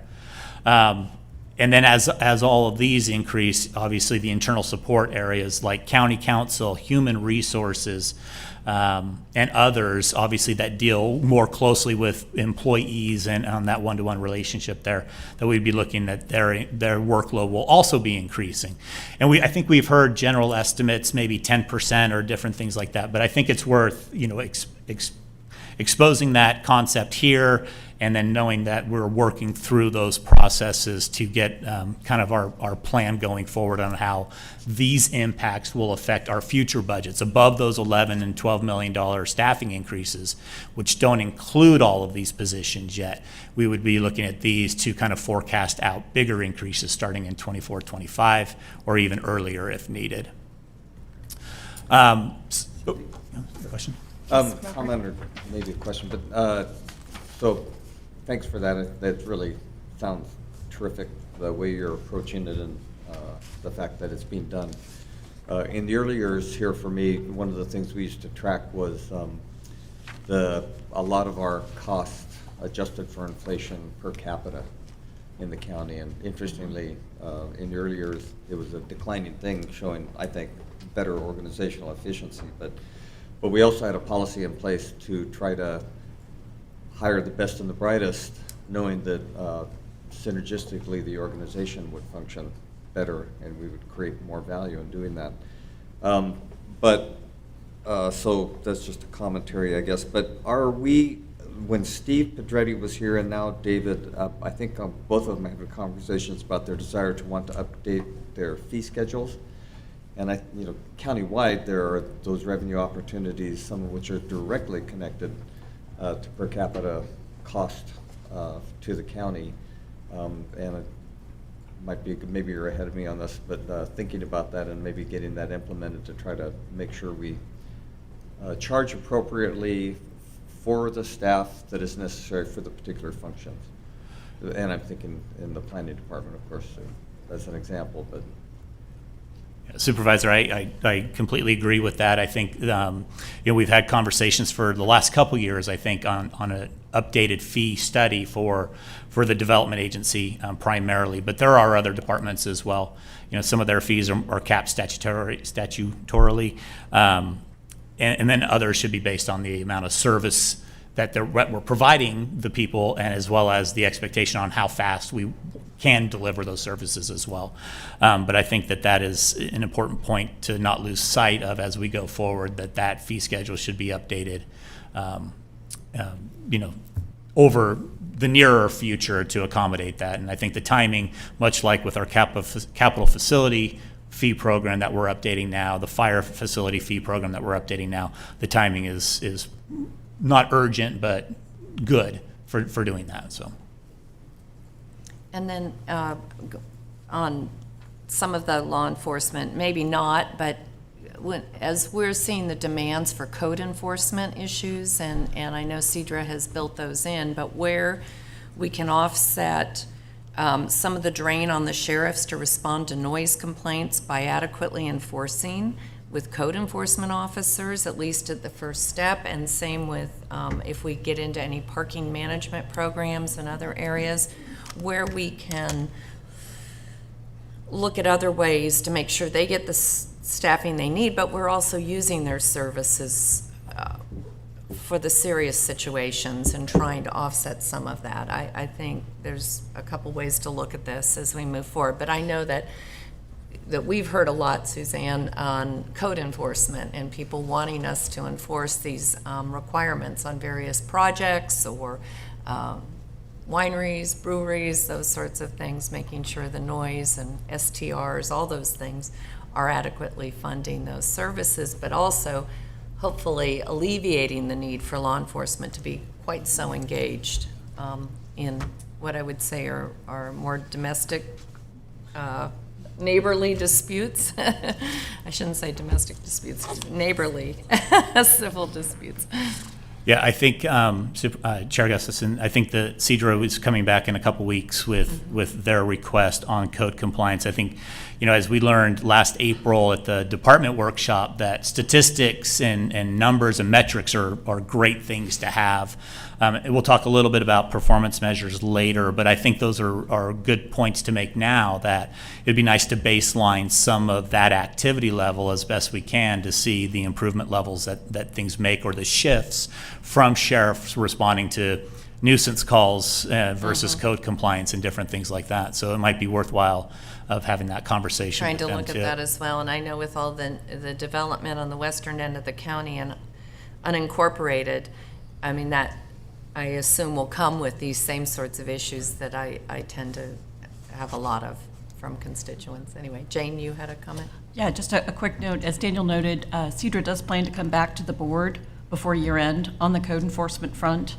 We certainly got very clear board direction in May of this year, where we are coming to understand changing service level expectations when it comes to code enforcement issues, and the need to address nuisance and quality of life issues through appropriate staff versus law enforcement.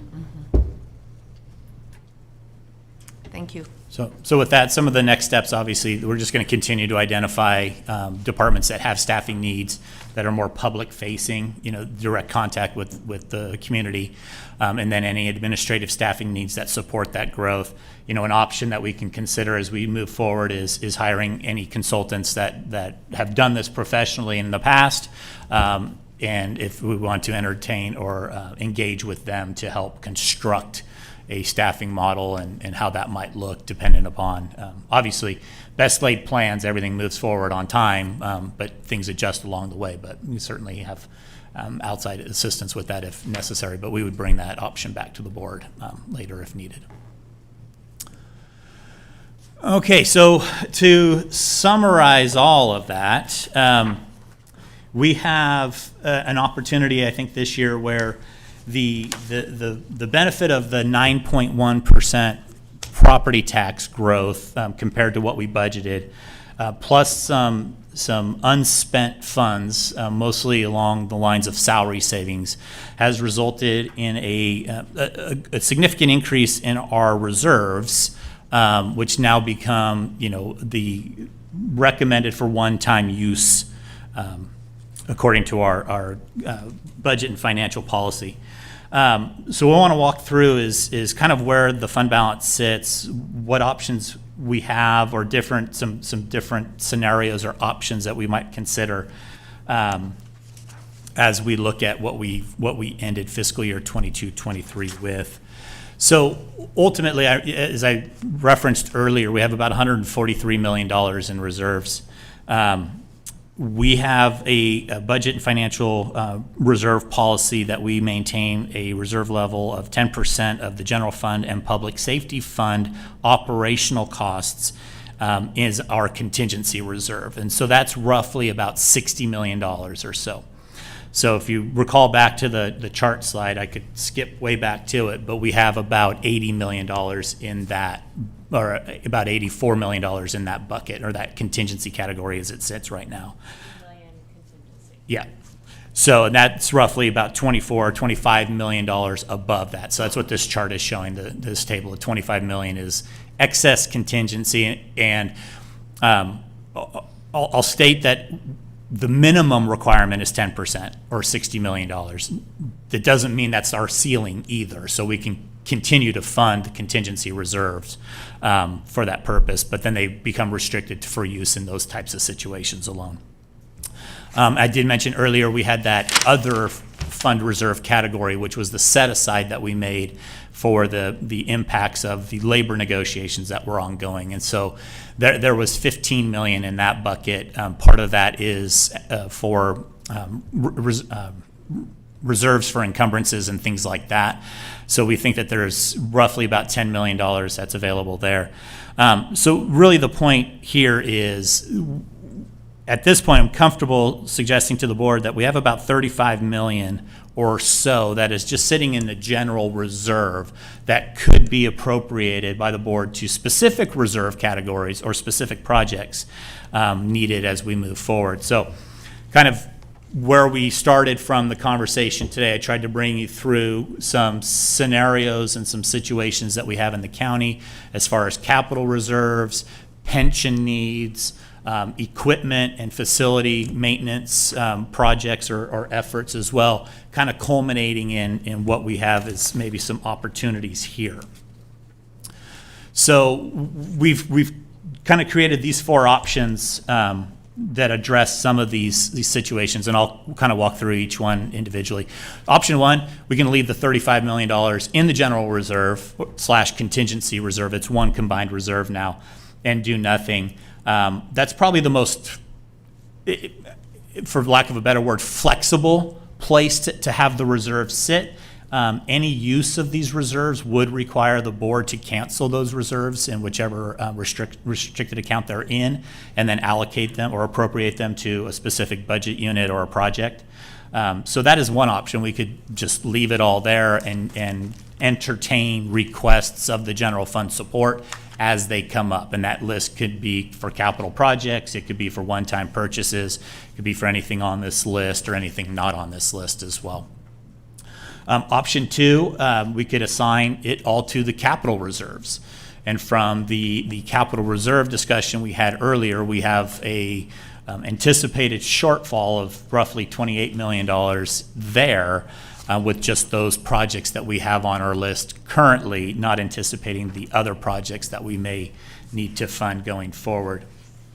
And that's an option. And then we start getting into how to split the baby, so to speak. We could take any portion of this 35 and assign it in different categories. One option is option 3, and that would be to move $30 million of it over into capital reserves for all those aforementioned activities, and also to make a one-time $5 million investment in building maintenance and some of those urgent or more urgent needs that we have that was summarized on the table that Ben provided earlier.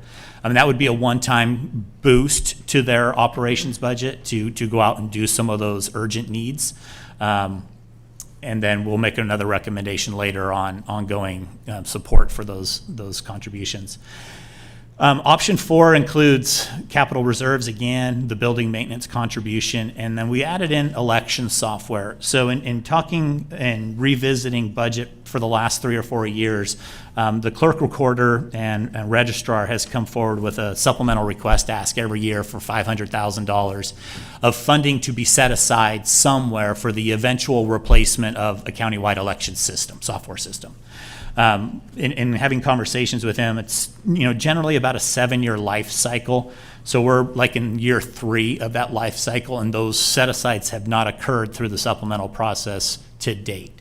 So we were presenting an option to pre-fund or recover some of that funding, set aside $3 million or so into a new restriction or a new reserve category in the general fund budget to help with that when that time comes. And that would not be a normal information technology system upgrade through their cost, their charge table recovery and things like that. This would be a general fund investment solely. So we're looking at that opportunity there.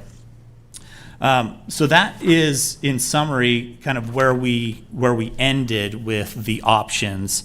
Again, your board can choose to do nothing with this and just leave the reserves where they are, or we can take specific actions or take specific direction from the board today to allocate any of these amounts to specific reserves or create new reserves within the general fund if needed in order to set aside some of those funds.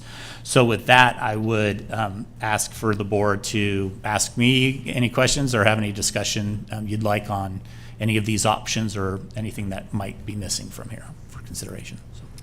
Well, lots of lights came on. We'll start at the far left, Mr. Holmes, Supervisor Holmes. Thank you, Chair.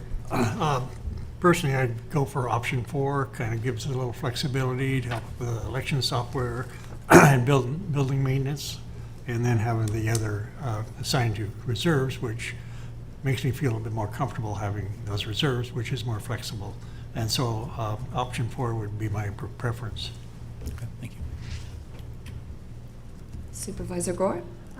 Quick question first, Daniel. As far as the 10 million, the excess other reserves, which was for negotiations for salaries increases, et cetera, have dollars still been set aside for when we ultimately get to a resolution with DSA?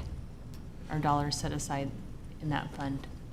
So the funding model for public safety, which includes the sheriff's department, from the general fund is 51% of the general fund discretionary revenue. So that's, essentially sales tax and property tax, basically. And that's what the general fund allocate or appropriates to them every year.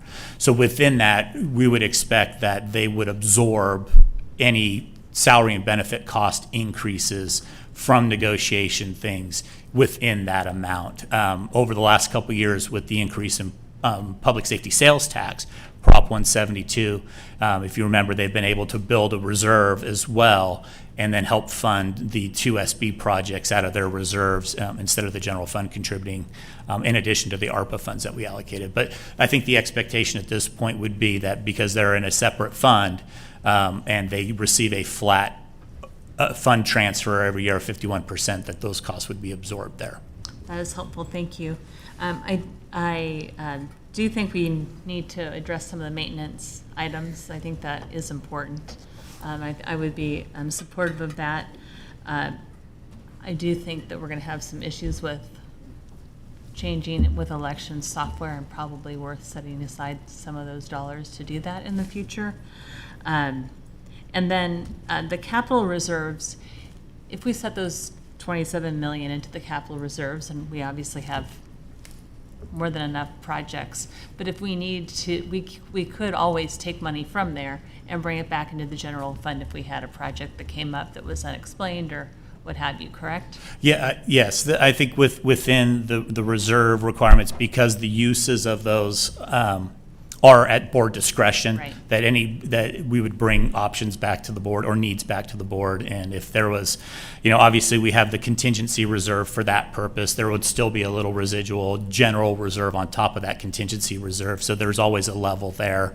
But if capital reserves, in times of crisis, if we needed to fund something else outside of a capital project, up to the board's decision, but we'd bring those options Right, I forward mean, to there the could board. be a library need, there could be some other need that's unanticipated that we would want to be able to use those dollars for. Yeah, and exactly once allocated to the capital reserves, they don't necessarily go to that same list of projects that we presented earlier. There are things that come up during the course of any year and we allocate funds from that reserve to make a capital purchase, a capital real estate purchase or equipment purchase or different things like that as they arise. So within the capital reserve, there is still flexibility until a contract or a funding agreement or something comes forward for final board approval. Those funds kind of remain in an earmarked state until they get moved off into an actual funded state or get shifted for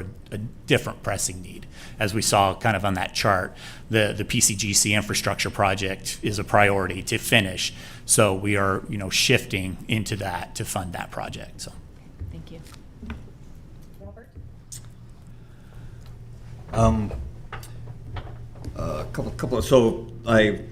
Of the options that are in front of me, I would agree with Jim that 4 is the best, but I would step back and say that I probably would prefer to wait until the end of this in terms of the totality of all of the budget before we actually drill down into specifically this. So, but just one compliment is that we've always budgeted conservatively here, and I think that's important to continue to do it. But I believe, based on staff report, that we have excessive reserves in total contingency plus others.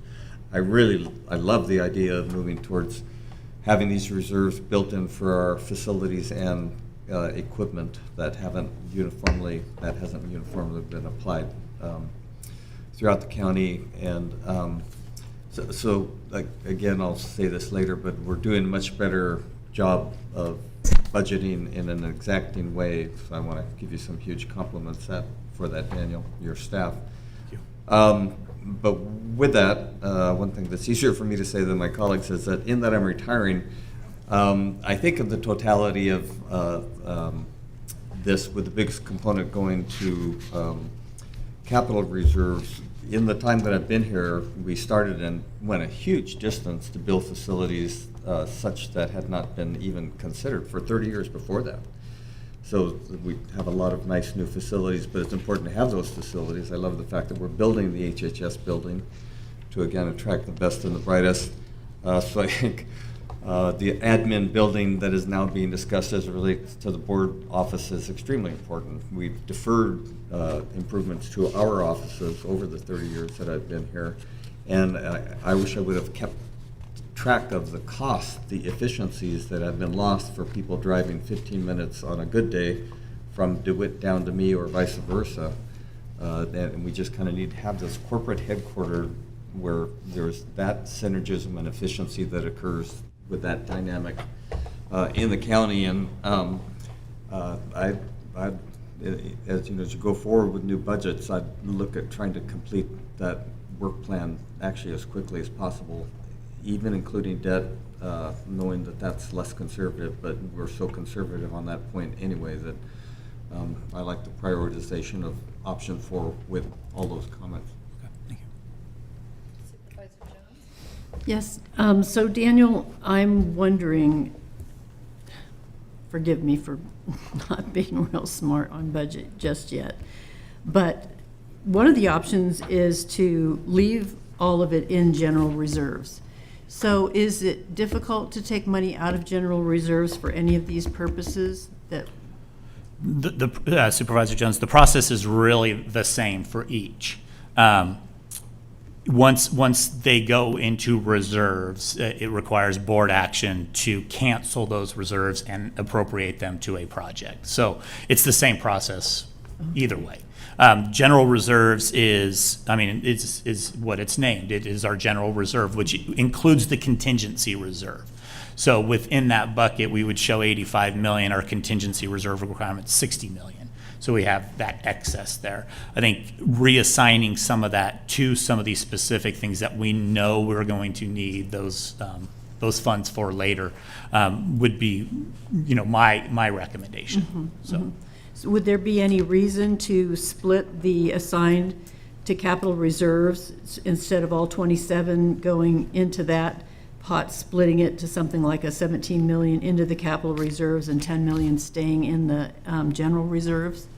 No reason except for, our current outlook for the 4 years needs that $27 million in its entirety on top of the $4 million contribution that we make annually to it. So that would be the reason why I would not recommend doing it. Oh, okay. Okay, in that case, then I would probably be in support of option 4 as well. Supervisor Holmes? Yeah, thank you, Chair.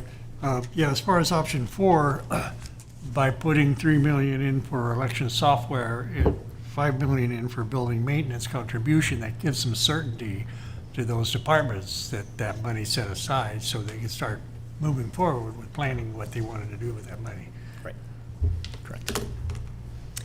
Supervisor Gore? Well, I have another question, which is, Ben shared with us the need for equipment replacement, right? And there's a $12 million need currently that has not been funded. And so we haven't talked about that yet or talked about using any of those reserves for that, or do we have a plan for where those current dollars are going to come from? So, Supervisor Gore, so part of the ultimate recommendations for the 23-24 cycle is to put those departments that need those replacement programs into a replacement program. So how we construct that will take some conversation between now and June when we present that to the board. But part of the thought around this is we can start saving per vehicle or per piece of equipment now.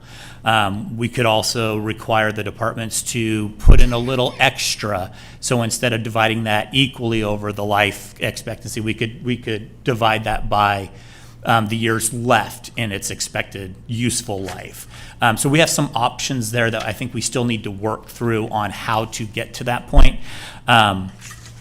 Likely scenario, we will have, I think, again, we'll have some reserve additions at the end of this fiscal year that we can consider at that time to bump an equipment replacement program and bring that forward if we choose to do that, in addition to the programming of the useful life model when we get to that in June-ish. So that's kind of why we didn't make a recommendation for that currently. Plus, that's a pretty sizable request, and all in all, at 12 million or so to get it jump-started that way.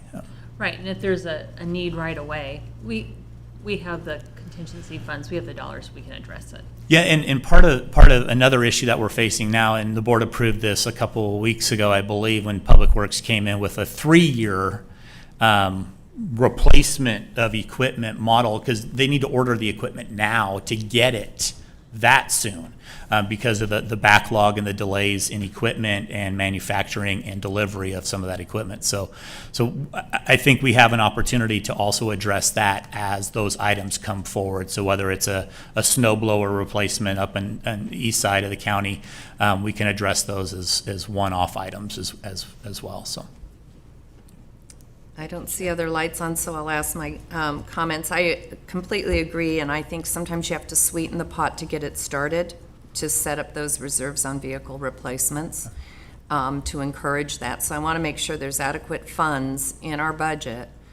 When you say we'll bring it back, we'll talk to them, it's still a pretty big hit for them to start getting there. Right. So do we need to initiate that with some contribution? Maybe not the full 12, because that will take away from capital reserves, but getting that reserve set up for each of those departments. We didn't talk any further about the open space contribution. Again, I'm assuming you're thinking you can make that out of operating I think funds, or do we want to set more aside there? so. So we were able to accomplish that this last fiscal year as well. Some of the budget development policies that we're going to introduce in a couple slides here kind of help us gear towards the ability to do those types of things as well, where we don't have to make just contributions out of reserves for those, but budget new revenue where the board prioritizes the use of that new revenue. So funding operations obviously is number one, funding our capital needs number two, and then also then funding those other types of things. But I think with the modification to how we're addressing things like salary savings in the new budget cycle, hopefully, will free up budget at the beginning of the fiscal year, so it doesn't become this model at the end of the year where we have a major surplus that we want to start to allocate out. But I think if we right-size the budget in June, then we have more capacity then to address those. And then if property tax revenue increases or expenses decrease or don't align with budget, then we have additional opportunity to additionally fund more things. So Yeah, and I understand your response to Supervisor Jones, that it's, we can put it in capital reserves, but then if there is an issue that we need to come back with, and I'm just wondering if there isn't a better way to establish some of those reserves to make sure these programs get going. We haven't talked about Forest Health at all. I'm sure that's coming in what we might need. We kind of dropped the pension. Do we need additional funds, and do we need to be looking at that if the contributions come back with a significant increase for the board? So within that other reserve, do we have adequate reserves to address those issues as we see those? So that's my only question. Otherwise, option 4 with, I guess to me, leaving some of that money in general reserves for these programs to ensure we can get them going would be where I was at. But I just went down open space. Oh, and pre-funding our staffing for, as we talked about with the sheriffs, maybe, yes, they will have to budget those staffing as new sales tax come in, but would they need to hire now to have people in place when those homes become occupied? And so do we need to have some funding allocated to jumpstart that, as well as other areas of staffing, as we've been talking with our staff about? But you're confident that we're going to have an adequate budget? We're not going to see anything significantly change? Well, I think at a minimum, our most discretionary source of revenue in the general fund, the property tax, is going to, I mean, I would likely see it decrease from 9%.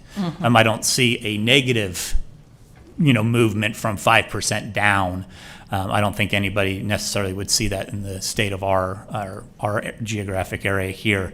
So I'm fairly confident that that number will realize and potentially go up, but I'd rather have that upward movement rather than have to make a downward movement to accommodate those things. With that in mind, the allocation methodology for public safety, again, is 51% of the general fund. So any increase that we get, 51% of that would go to the sheriff or to the public safety, and then I think it's roughly 75 or almost 78% of that goes to the sheriff's department. So within that, that's the funding model that exists there. I think with any different impacts or some of this potential pre-funding, I think we'd be open to have any conversations with those departments that need that in order to move forward sooner than maybe the revenue realizes behind it. But. Well, if the CalPERS reports come back and we owe additional funding, shouldn't we be setting aside some reserves for that as well? So the way that's going to work, I think that Ira mentioned that 24-25 will be the year, the kind of the catch-up year for the impacts of the negative 6% investment return, right? So we have that year's coming. And then this year, because the investment went up, I think we will have our requirement, our ADC, our actuarial defined contribution, go down a little bit. So I think we can work towards looking at the same levels of funding that we have in the current year and setting that aside for potential impacts on the ADC requirement.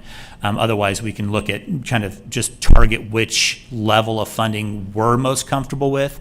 We heard 110 million. Prior to that, when we presented this to the board, I think we were using 90 or 95 million as our target number. So within that, there's going to be the right number to utilize. So I think that we can bring some of those options back to the board as part of the budget development process, unless we want to set aside, this is an option, we can set aside some of these funds now for those potential impacts in 24-25. Well, I tend to be more conservative and want to save the money and not allocate it into a facilities fund where then people think, okay, we're good to go, when we may not be in 6 months, right? So, but I understand we still allocate those funds and we can transfer them back if they haven't been already obligated. But if departments feel, okay, these projects are going and here's the amount, that is my concern, so. Okay. I'm sorry, Jane, you had a comment, and then Robert also had a comment? Just a quick postscript to the board chair's comment on forest health and wildfire management, given it's the top board priority. You all heard a very comprehensive report from our multidisciplinary team on November 8th, and I know they do plan to come back in early 2023 with potential asks. So that too is a work in progress, and I think you'll hear many of these same issues echoed in April when you get your preview of the actual fiscal 23-24 budget for all of the things that folks will bring forward pursuant to board discussion. Thank you. Robert? Yeah, just to build on what both you, Cindy, said, and Suzanne, that if you start from the conservative perspective that all of our reserves, contingency or building or equipment, are appropriately sized, and staff in total is forced about thinking through that specifically on an annual basis and even a 5-year time frame, which we've adopted over the years.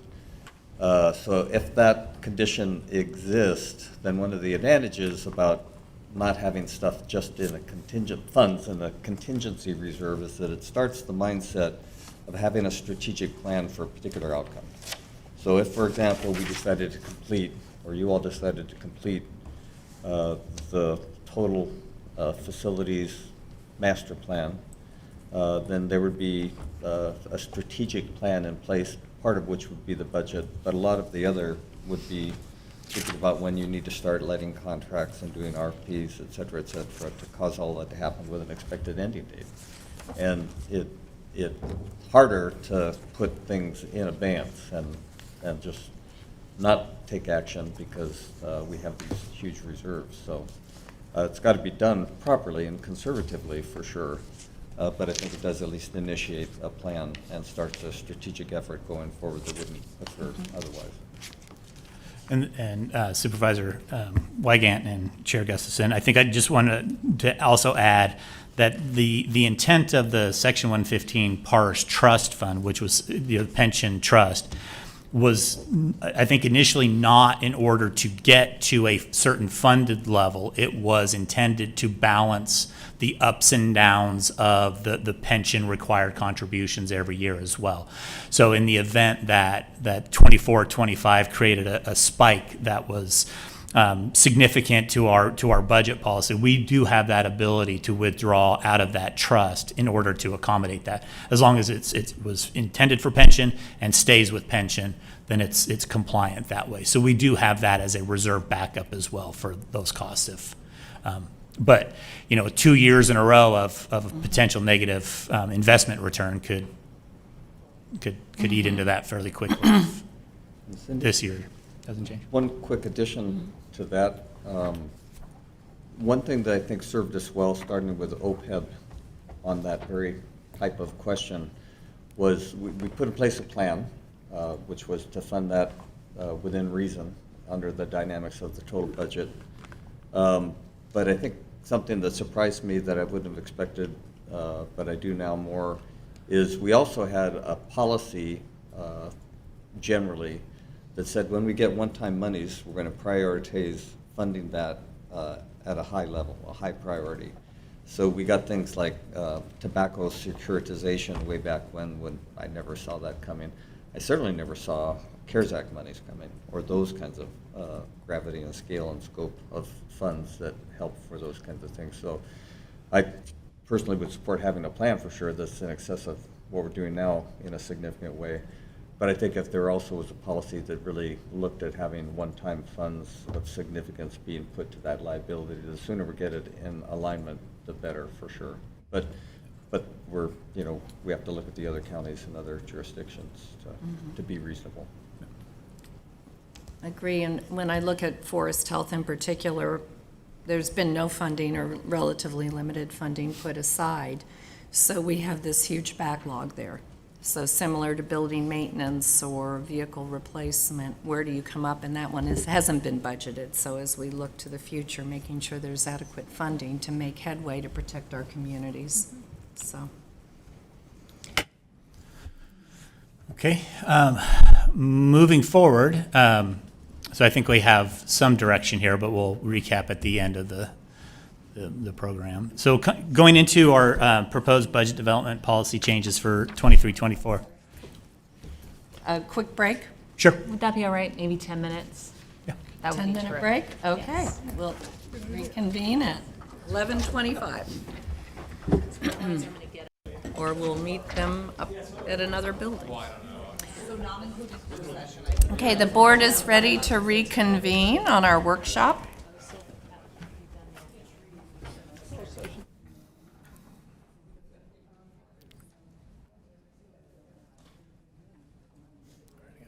Okay. Okay, so moving forward to the 23-24 budget development policies. So each year we've brought to the board during the workshop some initiatives that we have in order to help streamline the budgeting process or right-size the budget. So we're going to go through a couple of those for this year before we summarize kind of all the actions from the day to this point. So some of the things that we have made a priority for our group are to maintain the fund transfers to departments as we have over the last couple of years. So I'm not going to spend too much time on that, but this is essentially appropriating 51% of the general fund discretionary revenue to public safety fund as we have in the past. Maintain the same level of funding for fire fund, library fund, and manage the same funding model for HHS, which is really offsetting costs that are not absorbed or billable through their other granting agency contracts and things. Also talk about the balance-based budget again. tiered budget submissions. We want to talk a little bit about vacancy savings, also called salary savings, and then some discussion around performance measurements. As we have over the last couple of years, budget should be balanced to new year revenue only. Available fund balance and reserves should only be used for one-time expenses. So we kind of just went through that exercise of what happens when we have one-time uses and how we allocate those out. One of the things that we are monitoring and hopefully will manage through the budget process is inflationary impacts to goods and services and service contracts in the county, and how those are going to impact specific budgets. So we are hoping with the assistance of our departments who manage those specific contracts and the needs for those goods and services that we will see those types of requests or modifications to their base budget when they submit those later in 2023. And we'll work with them as we need to help make sure that they're funded appropriately to manage those inflationary impacts that they have as well. Tiered budget submission. So this is new this year. In past years, what we've done is all budgets countywide are due around the first week of March. What we are trying to design this year is a new process to control the workflow throughout the whole process, allow the analysts within the CEO's office who do the budget review or the review of the department submission budget, an opportunity to have more meaningful review of those by giving them a smaller group of budgets to look through earlier, and then as they move from those, then go to more complex budgets, and then finally the most complex budgets. So it helps stream that a little bit. And we've discussed this with the board members individually as kind of one of the priorities that we have for this year. So how we've built that piece out are small departments with less budget complexity, limited number of cost centers, and the costs are primarily driven by positions, so salary and benefits costs. So we know being more service-oriented rather than goods-oriented as a county government, that those are generally how those costs align. So to the right of that are the departments that we've included in Tier 1, and their budgets, instead of being due in March, will be due at the beginning of February. Tier 2, it just escalates this all just a little bit, medium-sized budgets, added complexity and or some capital project management, varying costs and revenue streams, or new departments that are a new cost center or a new fund that come into play because they have a little bit more extra work to do as far as developing mission statements, narratives, objectives, and different things like that. And there to the right, again, is the list of the departments that are aligning in Tier 2. And their budgets will be due February 17th. Tier 3 are our largest departments, complicated budgets with multiple cost centers, internal budget processes with multiple managers or division managers involved, and then all of our special districts, so all of our CSAs. Since there are voluminous numbers of those, the budgets aren't necessarily complex, but there's just a lot of them to do. So CEDRA, CEO, HHS, Sheriff, and all of our CSA and special district budgets will be in Tier 3. So they'll have until the beginning of March to complete their budgeting activities. And I'll just go back and say we brought this forward or presented this to all of our department fiscal staff, all our key fiscal staff back in October. And then reviewed this with department heads at the department head meeting in November. So we are, trying to reach out and express our initiatives to all those departments and get their support early and often. Salary savings. Currently, the county budgets a 4% salary and benefit savings for every department budgeted, regardless of their actual experience. What we've actually seen in the last couple years, and we even went further back than the COVID years, so even before that, is that salary savings is exceeding 8% countywide every year. So in order to continue our effort to right-size the budget, we are recommending that this year we look at each department individually and their actual salary savings experience and align those two things with the budget, with their base budget that we turn in and submit for recommendation to the board. Here's just a quick chart of actual experience over the years. This is a simplistic view of salary savings. It doesn't take into consideration unique departmental situations. And the one department that comes to mind the most on this is the sheriff's office, where they have fixed posts and they have trainee positions and they have some unfunded allocations as well. And they all kind of work together to make sure that they have all their needs covered. We've also allocated upwards of 10 positions to them recently to offset the reduction of retired annuitants and extra help positions in there too. So there are some uniqueness to these departments that doesn't show up on this chart. But our plan going forward, twofold. One, these numbers that we see here, so like 10% is a 6-year average for Health and Human Services. We don't expect to have them budget 10% salary savings. We're going to work with them and modify or mitigate that number to something that might be more closer to a 3-year average or 7.4, but really recognize the true experience that they have.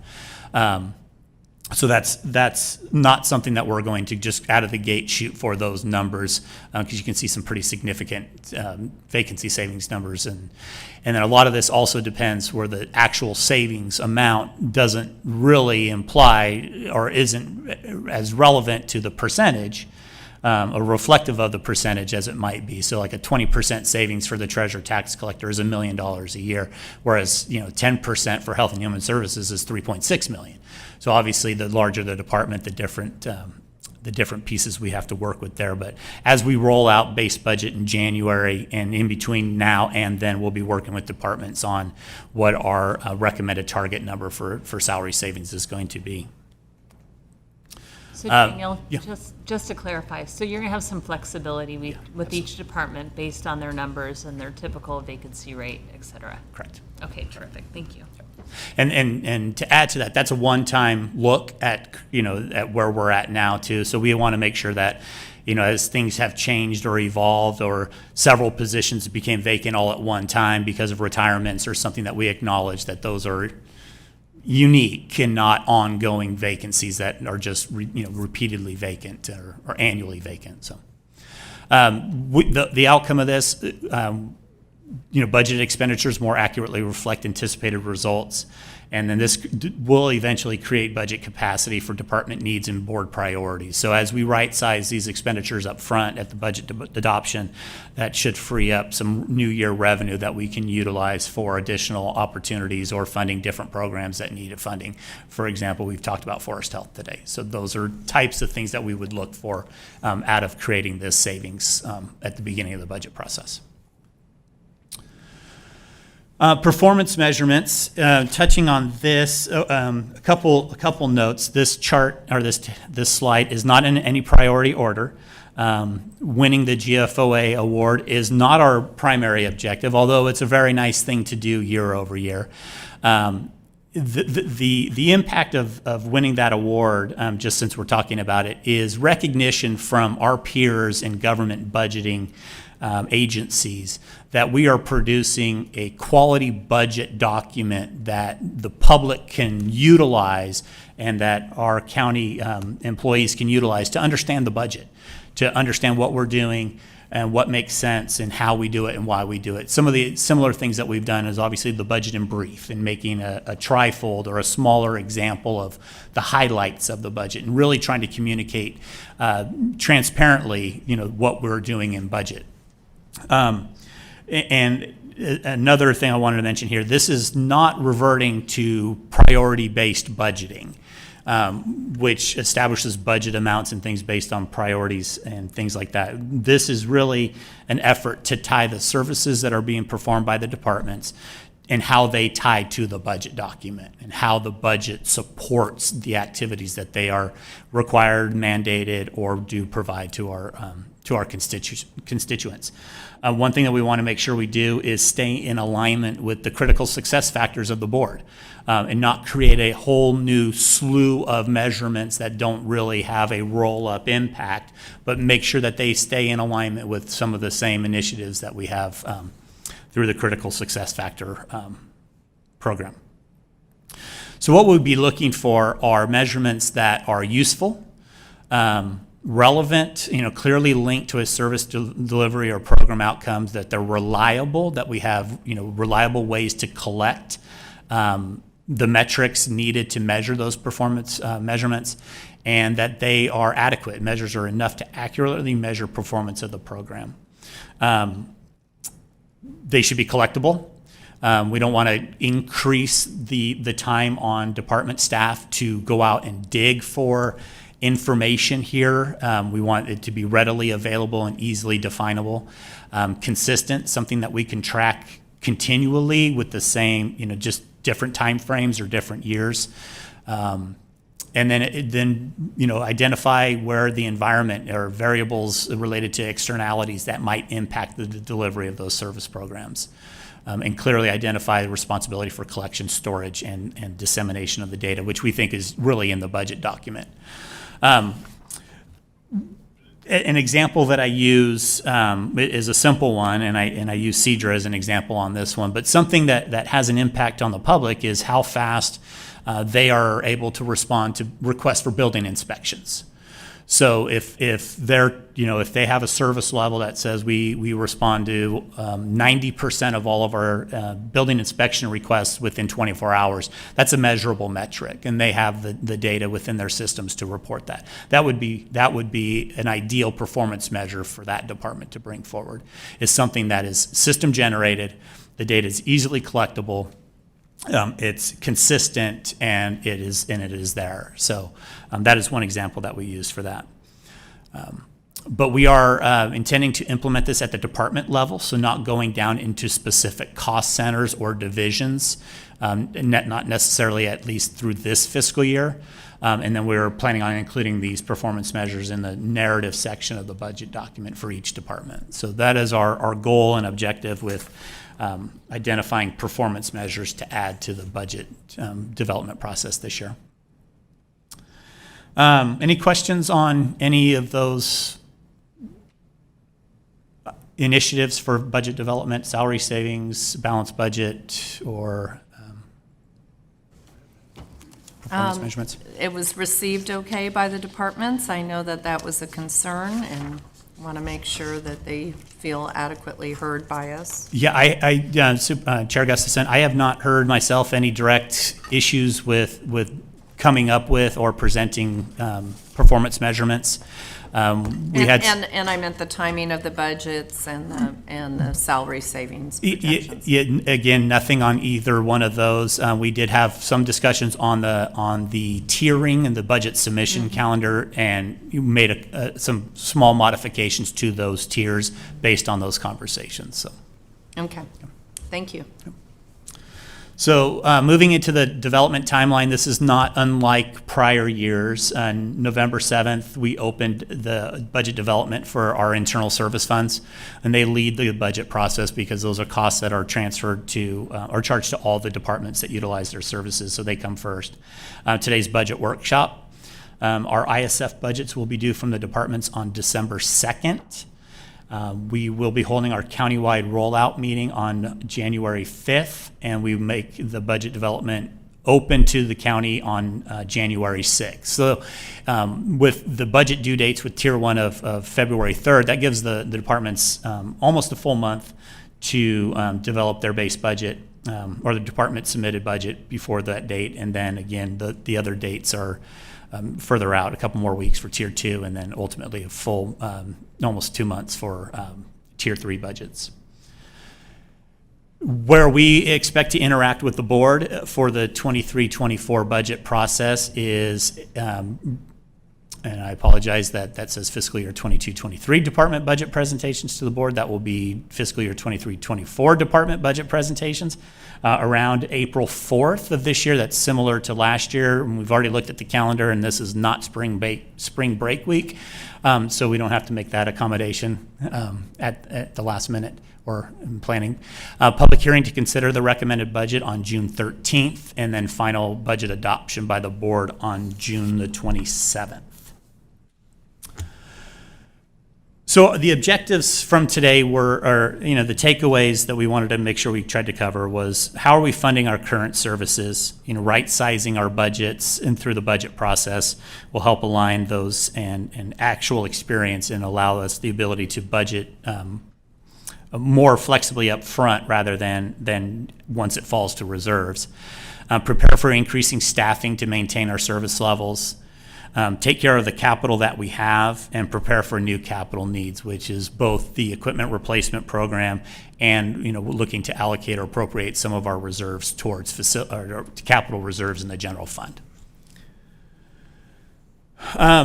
So seeking direction from the board, we got kind of a little bit longer list as the outcome from discussion occurred. So we would like to continue to implement the PARS funding strategy that we implemented a couple years ago, which is, projecting a target number of amount for our annual contribution to PERS, and then using the excess, if you will, to fund the pension trust fund. So we will be bringing back something like what you saw earlier today, the $110 million target. We may adjust that number down to 100 million or something that is more appropriate for us based on our newest information. But we would like to continue to pre-fund the pension trust as a priority over making 35 million or $40 million a year contributions to PERS or into the trust fund.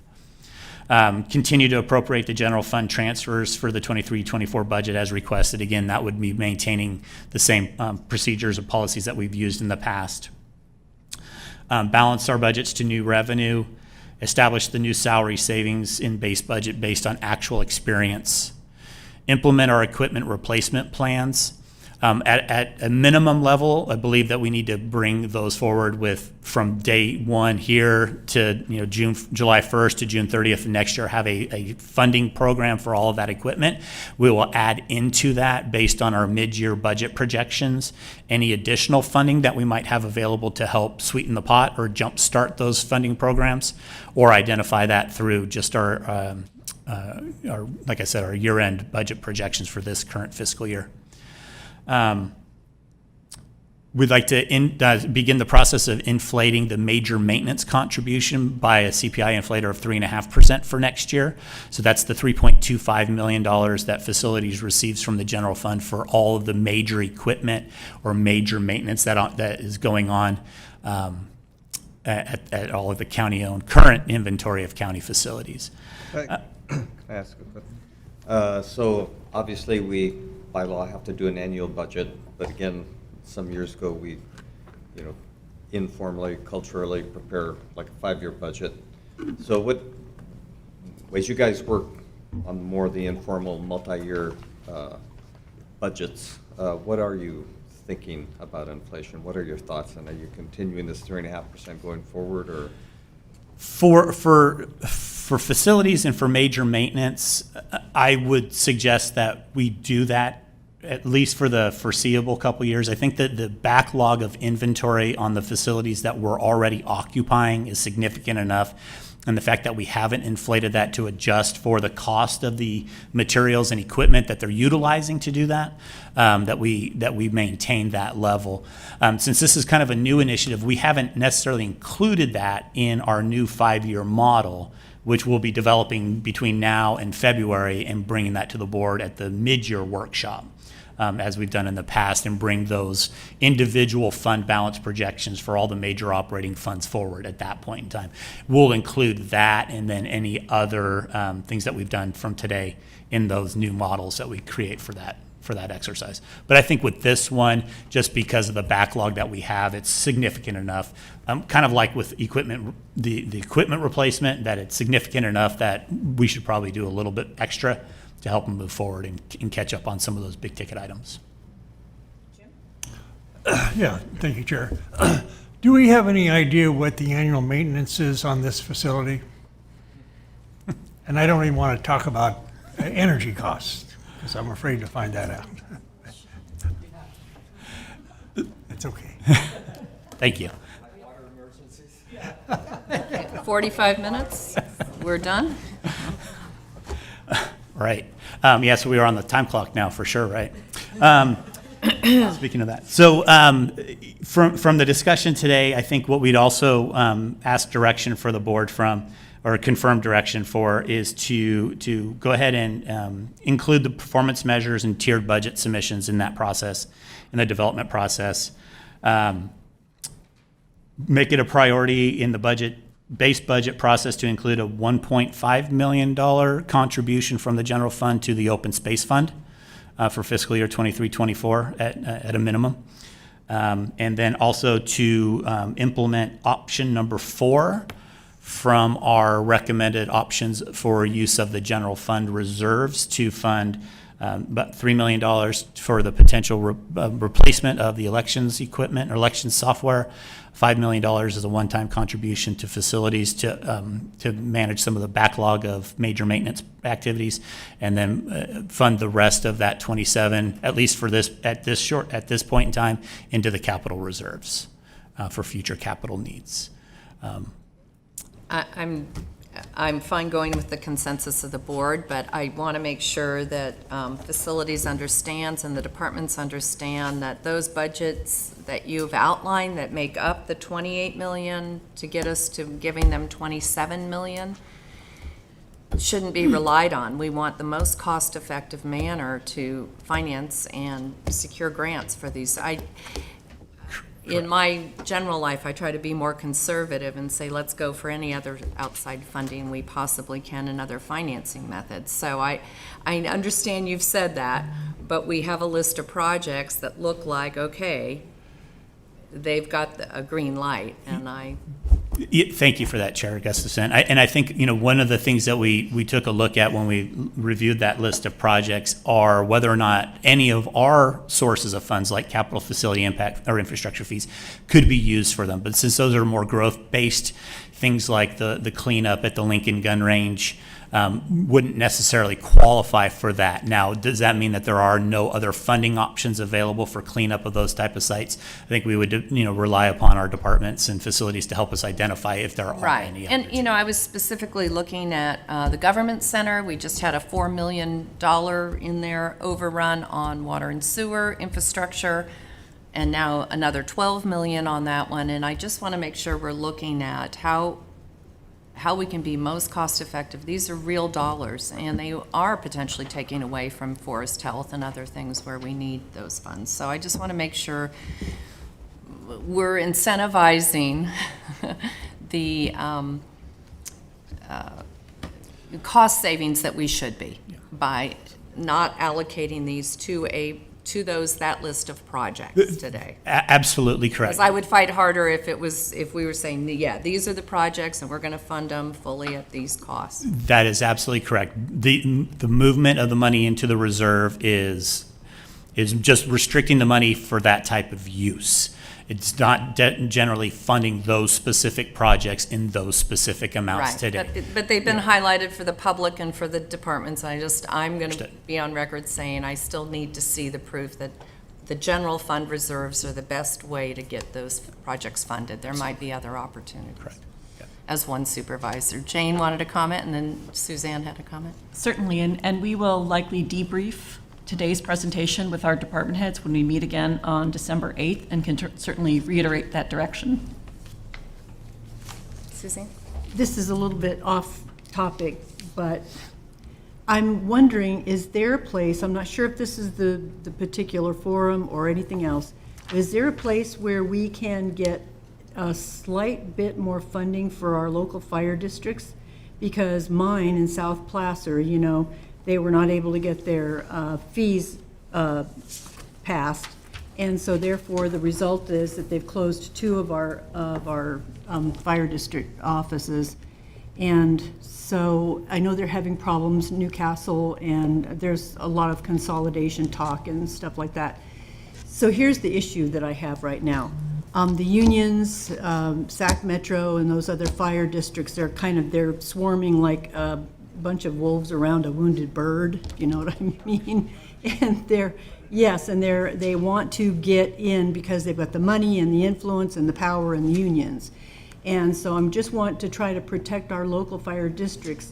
I know they get a little tiny portion of our property tax revenues, so I'm just not sure if this is the place, but if we can get just a little piece more, a percentage of an income or anything for all of the Placer County fire districts.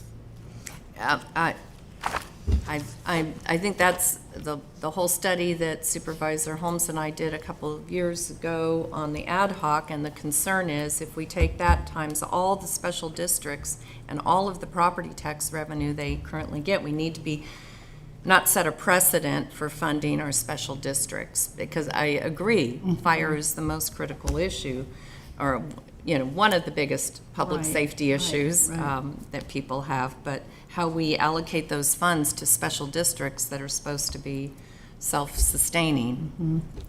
It's gonna, it will have a compounding, thank you for the word, effect, because every district will be in here. I've had requests from Truckee Fire, as you know, and from all the fire districts, Forest Hill, Placer Hills, Newcastle. I think we've all heard about these funding Yeah, requests. well, so, hopefully yeah. with the future building of homes in the unincorporated portions of Placer County, they're at least allocating their fees for these services that will maintain and keep up with it. I mean, so looking at the future, but for ours, we have to look backwards. And you know, how important is firefighting and fire safety Right. for homeowners as opposed to some other service, park services or Right. whatever. Right. Anyway, so it's just, would be my, my challenge to try Yep. to figure out a way Yep. to get more money to ward off the Yeah, bigger no, people. absolutely. You know, the other thing about the bigger SAC Metro, right now, their only foothold in Placer County is I think it's 1 acre in Bonnie's district. And it's the fund, I can't remember the name of it, it's that if a fire district is in 2 counties, ERAF, it's the ERAF. They don't have to pay the ERAF to the tune of several $1 million, which is going to education, which I think is extremely unfair, and actually it motivates them to get into more than one districts, because that's a huge savings for those fire districts, to the disadvantage of schools and education. So that's another reason to try to keep them out of Placer County. Yeah. I think they're gonna lose their foothold in West one day. I have no idea, but I mean, I appreciate your point as far as trying to keep local services local. And, you know, I know that so many of these fire districts have struggled and they've had to go, I mean, I think Forest Hill a couple of times had to go back out to the voters. And it's probably worth taking a look at what the ad hoc came up with so that you could demonstrate as well the challenges, right? Because if we're asked to fund every one of these special districts, that's a huge challenge. But we can be supportive of what does consolidation in some areas look like? How can we be most effective? What are opportunities to do some shared services? There are some of those opportunities. But it's a really challenging position to be in. Completely hear you. It's hard, it is, and especially when the public votes one way, but wants their services delivered that way, so. Jane, you had a comment? On point with this conversation, I'd be happy to resend the board the October 2021 Placer County Fire Sustainability Blueprint work that was the 2-year culmination of the ad hoc committee work. Send both that accompanying staff report and presentation that we shared with the board last year. Yeah.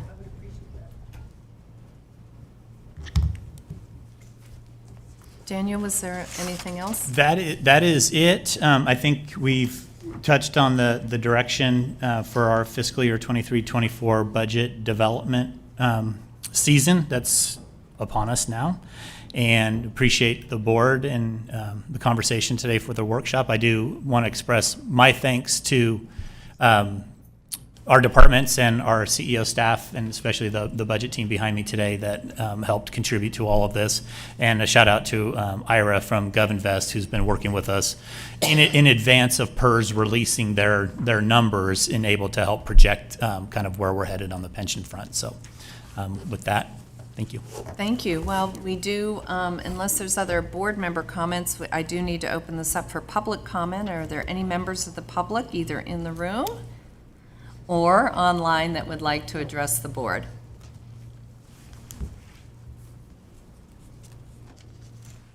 Hi. Oh, there you go. Good afternoon, Chairwoman Gustafson, members of the board, Karen and Jane. Andy Sisk, your Auditor Controller. Wanted to make a couple comments regarding the upcoming budget workshops. I know at the last two department budget presentations, I've been emphasizing my concerns regarding the recruiting and retention of county employees, not only for my department, but for all the departments that I work with.